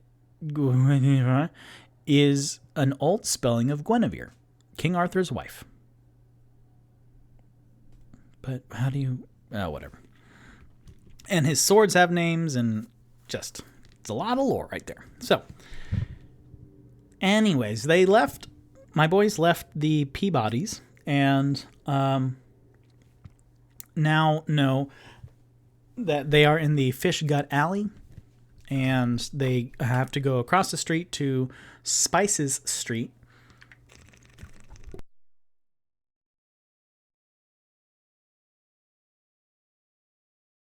To the Halfling Hostel. And that might help clue in on what's going on. So, Tipsy walks over, and then of all of the buildings on here, the Halfling Hostel is easy to find because the door is significantly shorter than all the other ones. And Tipsy knocks, and then the door, well, I guess you don't really knock to go inside shops and stuff, huh? So Tipsy goes into what they guess is the hostel, and sure enough, the ceilings are low again, and it's an open foyer, and then there's like 5 different rooms that you can see the entrance ways of, and then they kind of go off, and then our walls block off further on into the rooms. But there's some light coming in, and greeting them in the foyer is this small little kiosk almost, and standing behind it is this stern-looking halfling with lines in her face and a tight gray bun up top. And Tipsy goes up and goes, "Hi, excuse me. I was sent here by the Peabodys, and I was wondering if you know of any other halflings around here in Darkward." And then this woman looks Tipsy up and down and goes, "I'm sorry, I don't. There are other halflings, but I am afraid I can't give out more than that because they're clients here, and we can't give out that information of individuals staying with us unless you happen to stay with us that night. Then you can choose a room and acquaint yourself. However, if you're not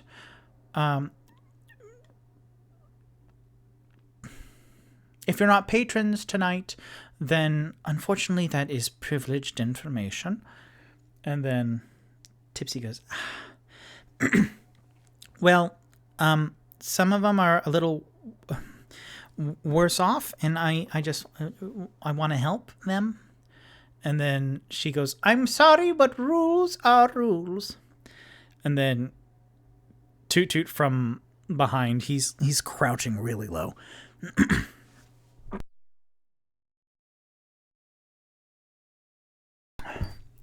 Crouching really low behind Tipsy, and he can see Tipsy's shoulders lower, and then hear a and then Toot Toot speaks up to this lady. Excuse me, are you Joy? That I am. Joy, we fear that these individuals may be in danger, and we are looking out for their best interests. And Toot Toot will roll for persuasion. That is an 18 plus 7. So she looks at Toot Toot and then looks down at a sad, forlorn Tipsy and goes, okay, but I want you to know that this is against the regulations. So, but yes, I do know those that you speak of. Unfortunately, they do not like to be bothered. And then Tipsy goes, but I have a lot of food. I brought a lot of food. I just want to help them. And then out of the pocket, then Waddle sticks his head up and kind of sniffs around in the air. And then Joy looks down at Waddles and then looks up at Tipsy, and then she speaks in a series of rat language of are you talking about the halflings below? And then Tipsy straightens up because this is the rat language, and he goes, yes. In the rat language, Cleo and Remy and Algernon. I'm here to help them. And then Toot Toot is kind of baffled because he just hears a series of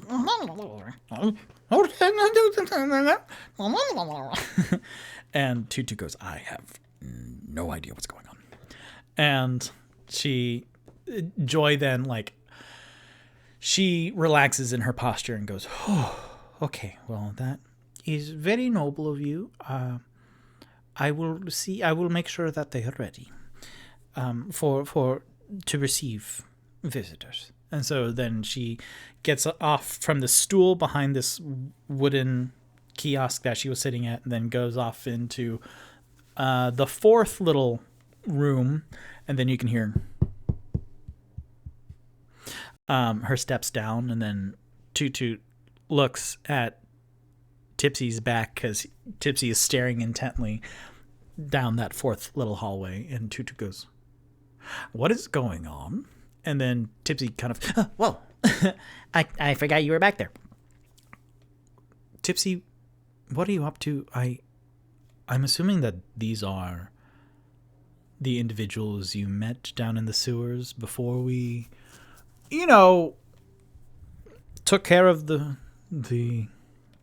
sewer hideout that we encountered and all those baddies. Are you planning on...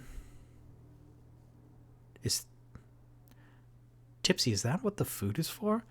And then Tipsy kind of doesn't say anything, and he looks down on his feet and kind of sways these two baskets with a third smaller dessert basket. And he goes, I don't know, I just want to make sure because they look cold and annoying on there.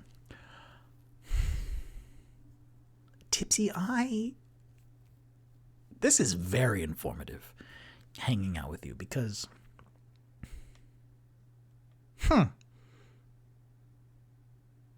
I'm impressed. And then a little while later you hear, and then Joy comes back out. They are ready if you are. Please follow me. And then she walks through the hallway, and then Tipsy follows, and Toot Toot why are all these spaces so small? And then they go downstairs, and this is it opens up into that. Okay, so Joy, never mind. Okay, so they go down that fourth little hallway a little bit, and then on the sides of the wall there are a couple doors, and then Joy opens one of them, and then they can see some stairs going down, and she goes, they're inside. Good for you for bringing food. And then she holds the door open, and then Tipsy goes down, and then Toots goes down, and then Joy closes the door, and then you can hear the door lock. So then inside are the 3 were-rats that we met earlier in their humanoid form at the bottom, and it's just this one room kind of basement where they're the bare wooden stairs going down, and it's this stone kind of room. Not a lot going on. There are 2 satellite rooms, but they're dark and kind of dank, and inside here is dimly lit, and there's this giant scar chasm. This scar, like up against one of the stone walls is this giant scar where stones are missing, and it's this entranceway into the sewers, and you can smell the sewage kind of wafting out. And Toot has never been in this room before. Is kind of stopped at the top of the stairs, but Tipsy like hurriedly goes down the stairs, and the 3 were-rats that you see are in the middle is this halfling woman who has olive skin and kind of stringy, greasy black hair, but these brilliant gray blue eyes, and she's in tattered clothing. And to her right, our left, is her brother, so same kind of build, a little bit muscular, with olive skin and wavy dark brown hair with light honey eyes, and he's in slightly better wear, but he has his arms crossed and a stern look on his face. And then kind of sitting splay-legged to her left, our right, is their father, Algernon, who has pink snowblind eyes. His skin is light. His hair is white. His ears are kind of chewed off. And he's sitting splay-legged.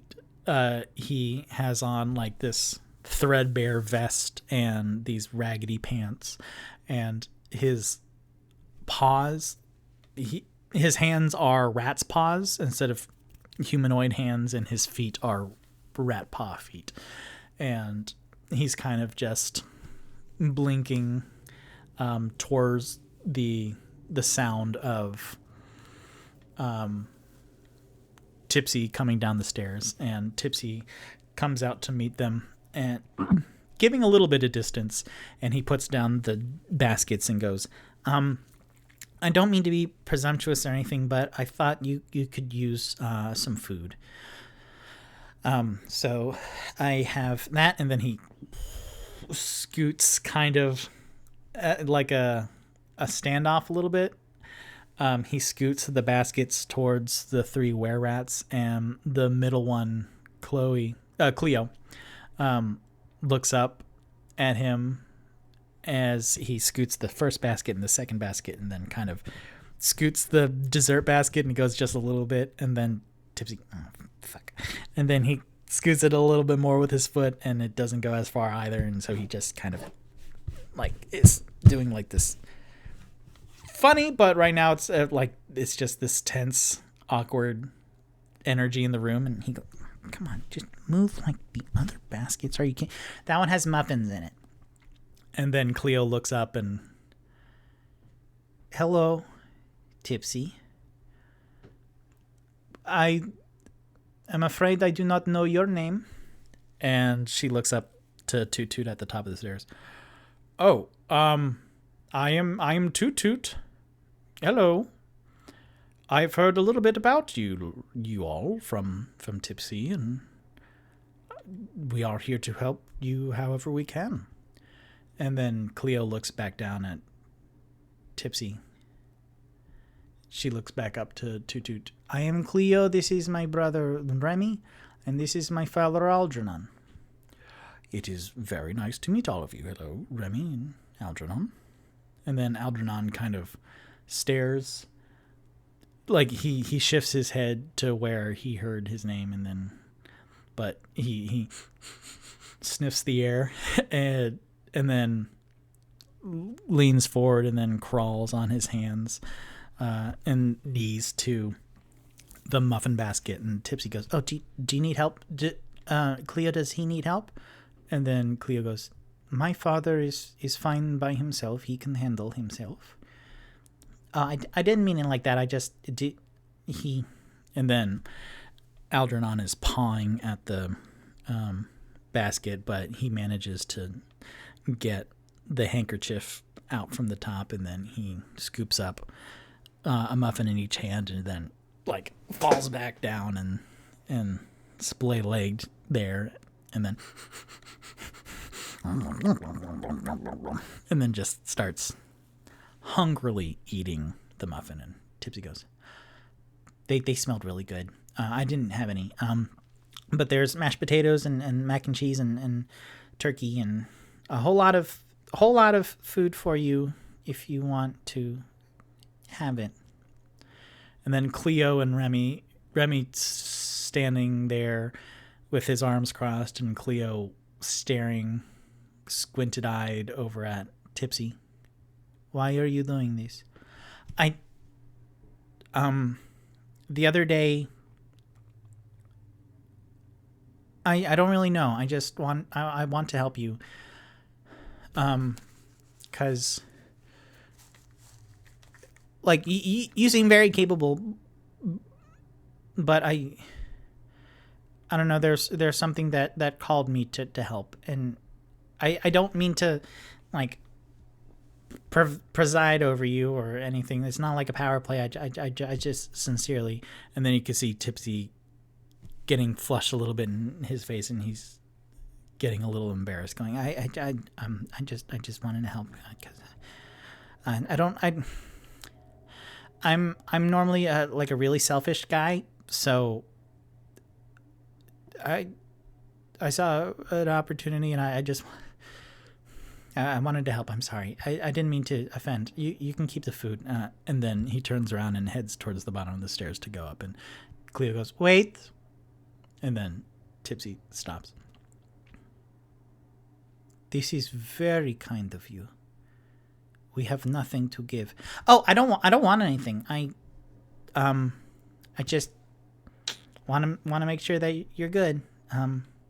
And your dad looks like he's having a blast. And then you can see, sure enough, that after finishing the second muffin, then Algernon is so like just the biggest full mouth, full cheeked. Oh, that's funny. Like gerbil, like big cheeks. You can see with the just smile looking up, reaching for a third muffin. "Papa, no, take it easy. Do not eat too many of those. Those are for saving." And then Algernon opens up his mouth, and then there's a lot of chewed up food in it, and then he goes, and then just takes a third muffin, and then you see Cleo crack a smile, and then look up at Tipsy, and then the smile doesn't fade, but she just needs to put on a little bit of a facade. "This is very generous. Would you please stay and eat with us?" And then Tipsy, his mouth falls open. "Wow. Are you sure? Like, this is all your food. Like, we just ate. We had breakfast burritos. Did you want breakfast burritos? I could bring breakfast burritos next time. Or if you want there to be a next time, or I could have brought them instead of this. This is like a lot of dinner food. Not really. Is it lunch? And then he looks up at Toot Toot, who's like, this is a lot. It could be. Are you sure you want us to join? Yes, please. This is too much food for us right now. We will save, but here, please sit with us. And then Remy, who is quiet this whole time and just watching everyone talk, then he uncrosses his arms and goes into one of the dark alcoves, and then you hear some fabric rustling, and then he comes out with a blanket and then cracks the blanket and sets it down, kind of one blanket for the two T's, so Tipsy and Toot Toot, 3 T's, I guess. And then he goes into the other alcove and takes out another blanket, but this time he has 3 cushions, and one for his dad, one for his sister, and one for him. And then he sits down and he is staring at one of the baskets and staring at Cleo. And then Cleo goes, we may sit. Would you please join us? And then she gestures over to the first blanket, and Tipsy goes, hey, heck yeah. And then he sits down, and Tipsy, nope. And then Toot Toot walks down the stairs and goes, hello. And then he sits, and he's very big. It's kind of, is it Ganesh? The Hindu elephant god? Because he's sitting kind of crisscross applesauce, in that kind of nice posture. And Tipsy sits, and the other 3, Cleo moves the muffin basket away from her dad and then gives him something of substance, like some turkey. And then he's eating that. And then you see Remy and Cleo, as soon as Cleo takes a bite of something, then Remy, who's watching her, then he dives in. And they are quickly eating these things. You can see that there's a hunger and an urgency almost.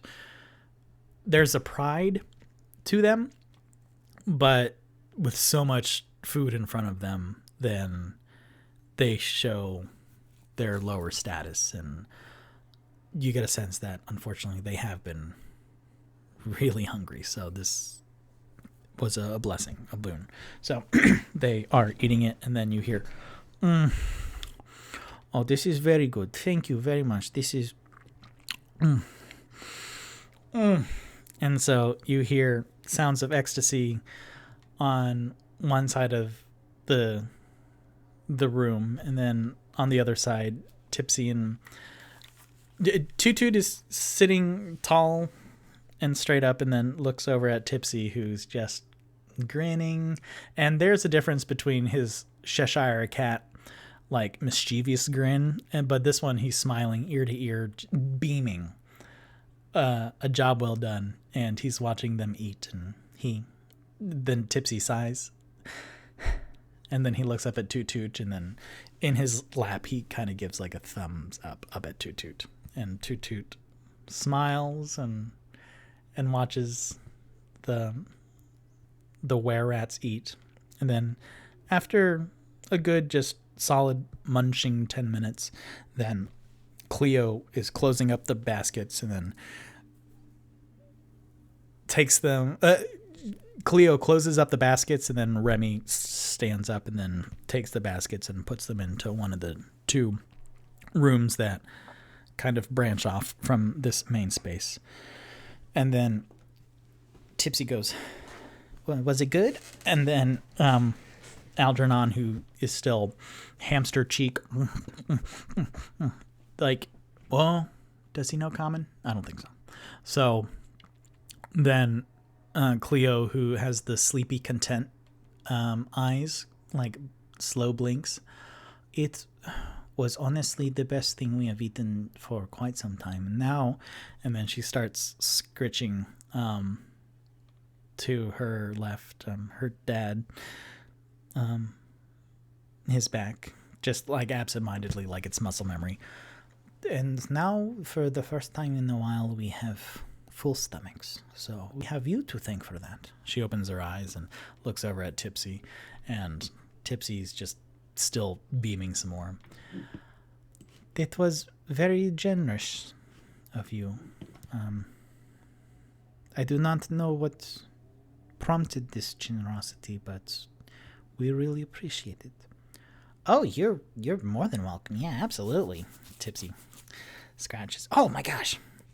And then he takes out Waddles, and then Waddles is like bounds down from Tipsy's hand, and he's scurrying across, like he's scurrying over the floor, and you can see his little scarf drag, and he's eating some of the crumbs that were left behind, and he looks up and sees familiar faces, and then goes up to Cleo, and then Cleo reaches down and picks him up, and then it puts Waddles on her right leg, and she's sitting down, so she's kind of scratching both. She's scratching her father's back and then scratching Waddles' back, and Waddles is like just making himself comfortable on Cleo's leg, and it's a very nice scene. And then Remy comes and sits back down, and it's kind of 3 sitting across from 2, well, 4 sitting across from 2. And then Tipsy goes, do you mind if I ask you what your story is? Because, like, if we can help, then he gestures up at Toot Toot. If we can help at all, like, we can bring more food, or if you need more blankets, I have a blanket right here, hold on. And then he goes into his backpack and digs up a blanket. Well, shoot. Would he have used the blanket to put it on? I think, yeah. He would have used his blanket that he had in his bag, and then, like, put it on his bed in the troll skull manner. So he goes, oh no, I don't have that blanket anymore. Hold on. I have, just let me look through everything. And then Cleo goes, no, you do not have to. And then Tipsy goes, up, I found something. I found this. Great. And then he pulls out this, it's a simple gray scarf with little dangly bits at the end, frills, little tassels, I guess, but it's the whole thing. So he pulls it out, and it's like a nice thick scarf. And then he goes, I might have taken this from a farmer's wife in a previous life, like my previous life, not the farmer's wife. She might have, though, passed away, but like don't worry about where it came from, but do you maybe want this? And then you can see Remy, he's sitting there, kind of sitting cross-armed again, and you can see he has pretty big arms for a halfling. And then Algernon is with a threadbare vest that's not closed. In the front, it's open, and then Cleo has on some layers, and he goes, do you want it, or do your father? And then she looks down at Algernon and goes, she will actually make a check against Tipsy, 13 plus stuff. And then Tipsy, 6. Oh, Tipsy has a 6 and then a 0 persuasion. So Cleo, yes, you may give it to my father if you wish. And then Tipsy bounds up and goes, oh my gosh, yes. And then he comes over, and then he sticks it. He has this farmer's wife's scarf in his hands, and then he puts it under Algernon's, like in front of Algernon's face, like a little low, and then you can see Algernon like slowly sniff it. Like when you meet a new dog and you stick your hand out and let them sniff you first, then Tipsy, who has enough animal handling of his own, that let's roll an animal handling. So he rolled a 6 for persuasion and had a 0 persuasion bonus for the humanoid. Tipsy rolled an 18 plus an 8 animal handling. So with a 26, then he speaks much better rat than humanoid. So he presents this scarf, and Algernon, who again is an older halfling, snowblind, pink eyes. He's albino. He has a beard with no mustache, chewed up ears, lots of white hair on his arms, and he, like Waddles has done a couple times in this episode, is he reaches up his paws and then like scritches his chest, like in his neck, to gesture. And then Tipsy, oh, okay, absolutely. And then he wraps the scarf around Algernon's neck. That sounds really violent, but he drapes the scarf around Algernon's neck and kind of tucks it in to make sure it's good. And then while he's here, then Cleo reaches out and touches Tipsy's hand. Thank you. This is kindness we have not felt in quite some time, so.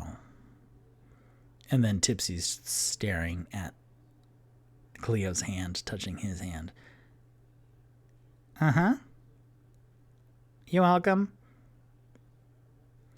And then Tipsy steps back and then rejoins Toot Toot sitting on the blanket, and Toot Toot looks down with a meaningful glance at Tipsy, and Tipsy, it's dim light, but Tipsy's cheeks are super red. And Cleo goes, we are the Shard Shunners, and my 2 boys will roll intelligence to see if, well, okay, shoot. So Toot Toot rolled a 17 plus 1 for intelligence, and then Tipsy rolled an 18 plus 2. So that's a 20. So both of them go, shard as in silver, right? Because that's what they call silver here. Gold is dragons, silver is shard, copper is nibs. Yes, I'm right. And then Cleo nods and Tipsy was, I was also going to say that. And then I was going to say, I don't know the other ones, but yeah, so you're the Shard Shunners. Continue. We have been in the sewers of the Waterdeep for quite some time. We have only recently found this place, and then Joy upstairs is very, very kind and generous and let us use this room for the foreseeable future. But my papa, he is one of the original were-rats. And then she looks at Remy. We are his children.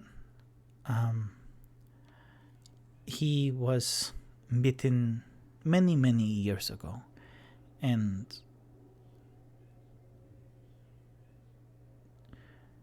then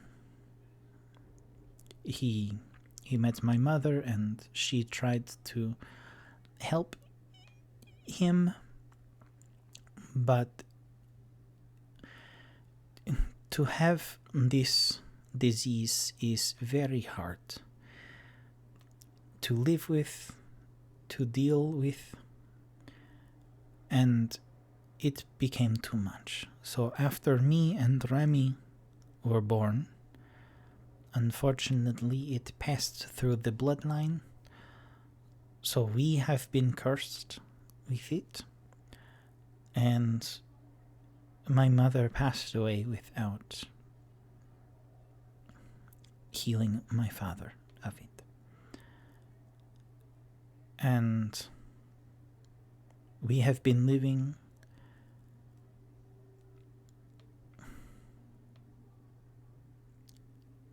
carefully ever since.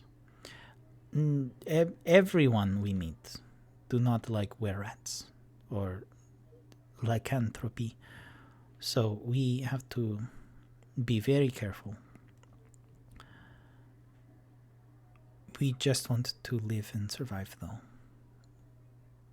And it is hard on the surface, especially for Papa.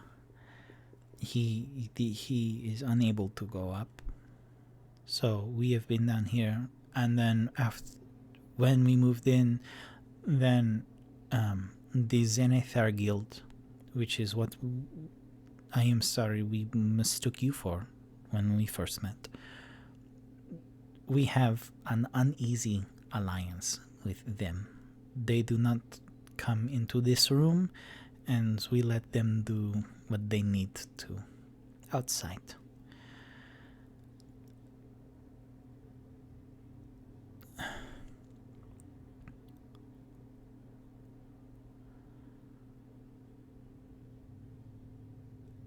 And then it's just quiet for a while.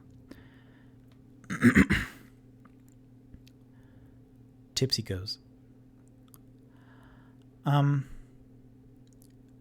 speaking, so for shard and silver, I heard that that's one of the only things to hurt a were-rat or a werewolf, or is it, I don't know how that works, I'm sorry. And then Cleo goes, so we are immune to most damage except for piercing, slashing, bludgeoning with silvered weapons. So weapons that have been coated in silver. And then Tipsy, who remembers the hull that he and Onyx brought in to Steam and Steel,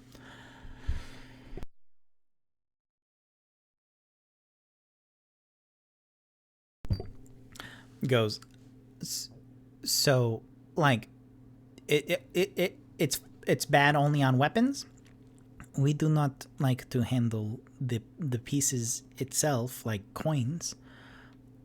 It does not hurt us ultimately, but it is unpleasant to the touch. And then Tipsy just feels just awful. He's like, I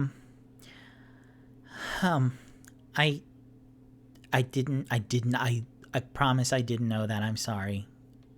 And then Cleo looks concerned. No. Silver's like a lot of money, so like we found some silver bars. And then Cleo leans back. No, not here. We don't have them right now. Like we sold them to a weaponsmith and an armorsmith, but like I literally didn't know until the transaction was done. And then they're like, oh, by the way, silver, this is great. We ran out of silver because we were silvering a whole bunch of weapons. And then Cleo, you can hear a gasp. No, but I literally didn't know. And if I could take it back, I would. But as soon as I heard that, then I thought of you all, and like I'm really sorry. Like I didn't. Are you okay? Like, have you met any silvered weapons lately? And then Cleo just is kind of leaned back, and then you can see Remy like uncross his arms, but then slowly put them on the ground beside him in order to ready himself physically for whatever happens next. And Tipsy goes, no, this is not working out how I thought. No,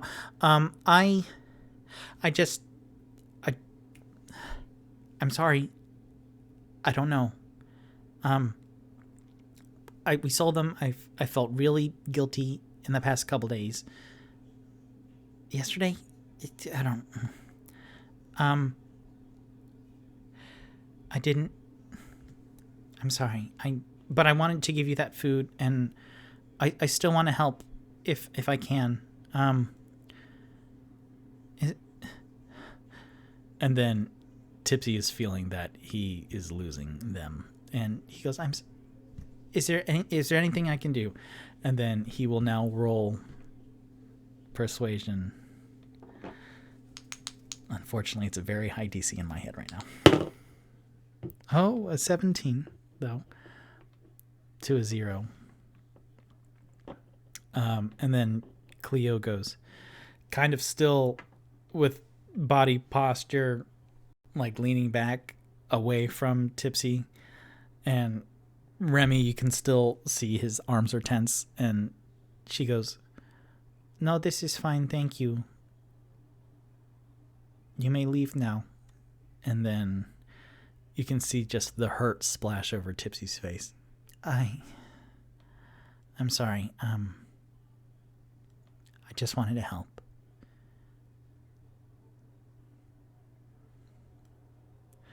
And then his bottom lip quiver, and then he stands up and then walks to the bottom of the stairs and then heads on up.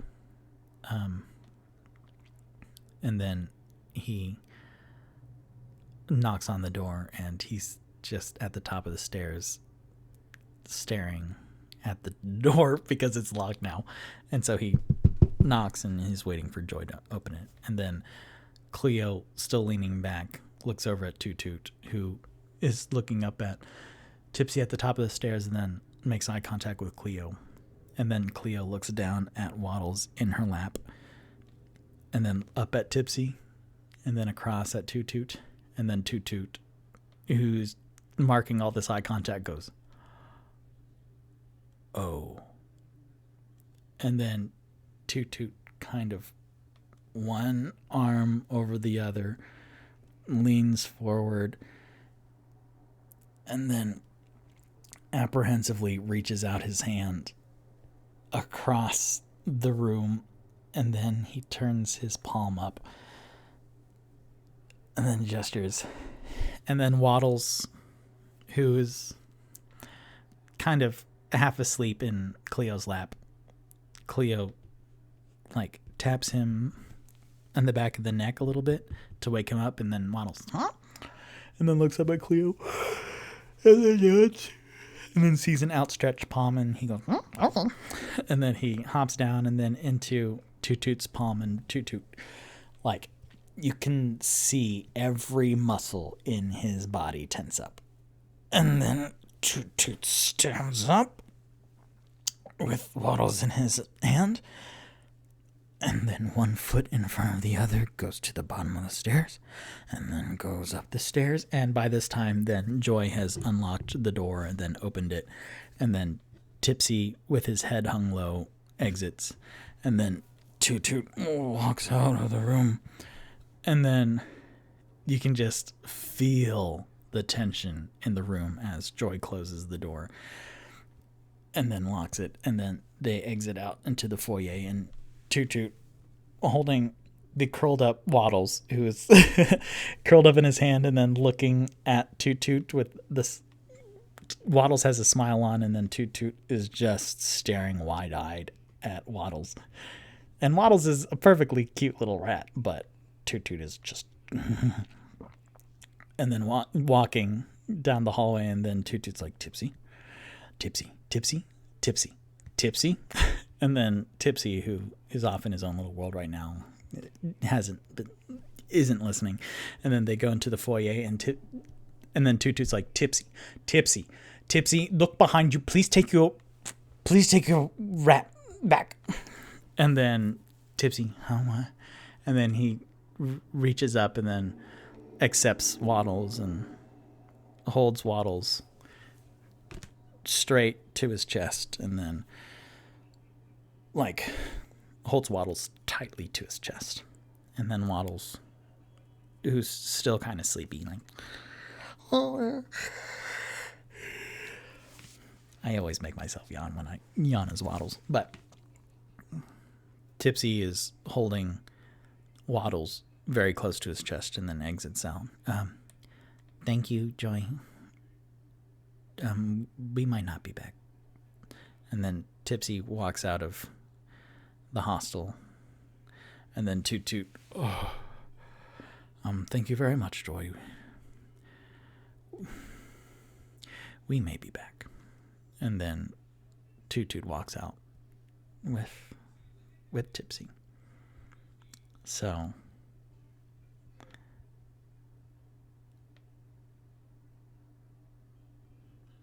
it's a very sad kind of scene, but I say it's beautiful. So,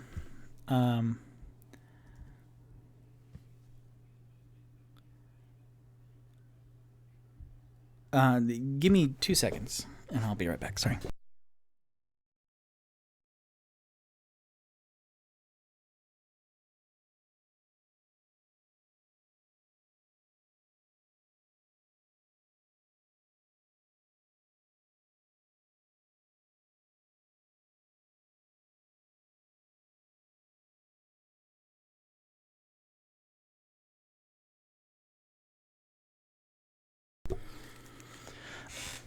So,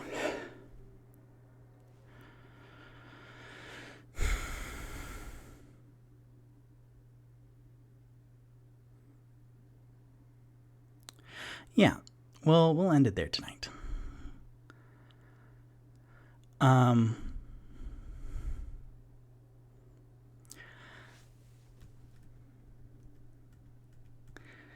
I am Victor Rivera, and this was D&Me, a one-man show where I play D&D with myself. I stream on Wednesday nights on Twitch at 7 p.m. Eastern Standard Time, and I upload the video the following morning, Thursdays, on my YouTube page.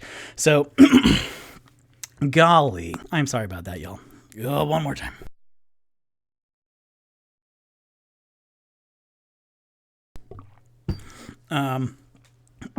Today's show will be up tomorrow, Thursday, November 18th. No episode next week because it'll be Thanksgiving. But the week after that, December 1st, the beginning of DM December, Dungeon Master December, or D&Me December. I haven't figured out which one. You can find me on Twitch, YouTube, Facebook, Instagram, Twitter, in podcast form, Anchor.fm, Apple Podcasts, Spotify, and others, and a bunch of other stuff. Where?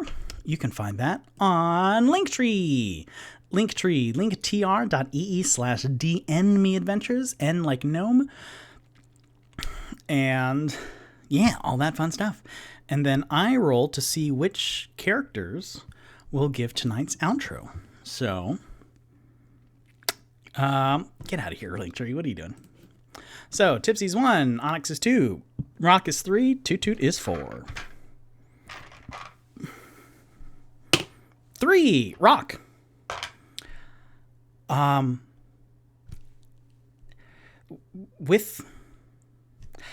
have read quite a many number of books, and the best comedies have a dramatic scene, and the most sorrowful dramas have levity, and this is what tonight was.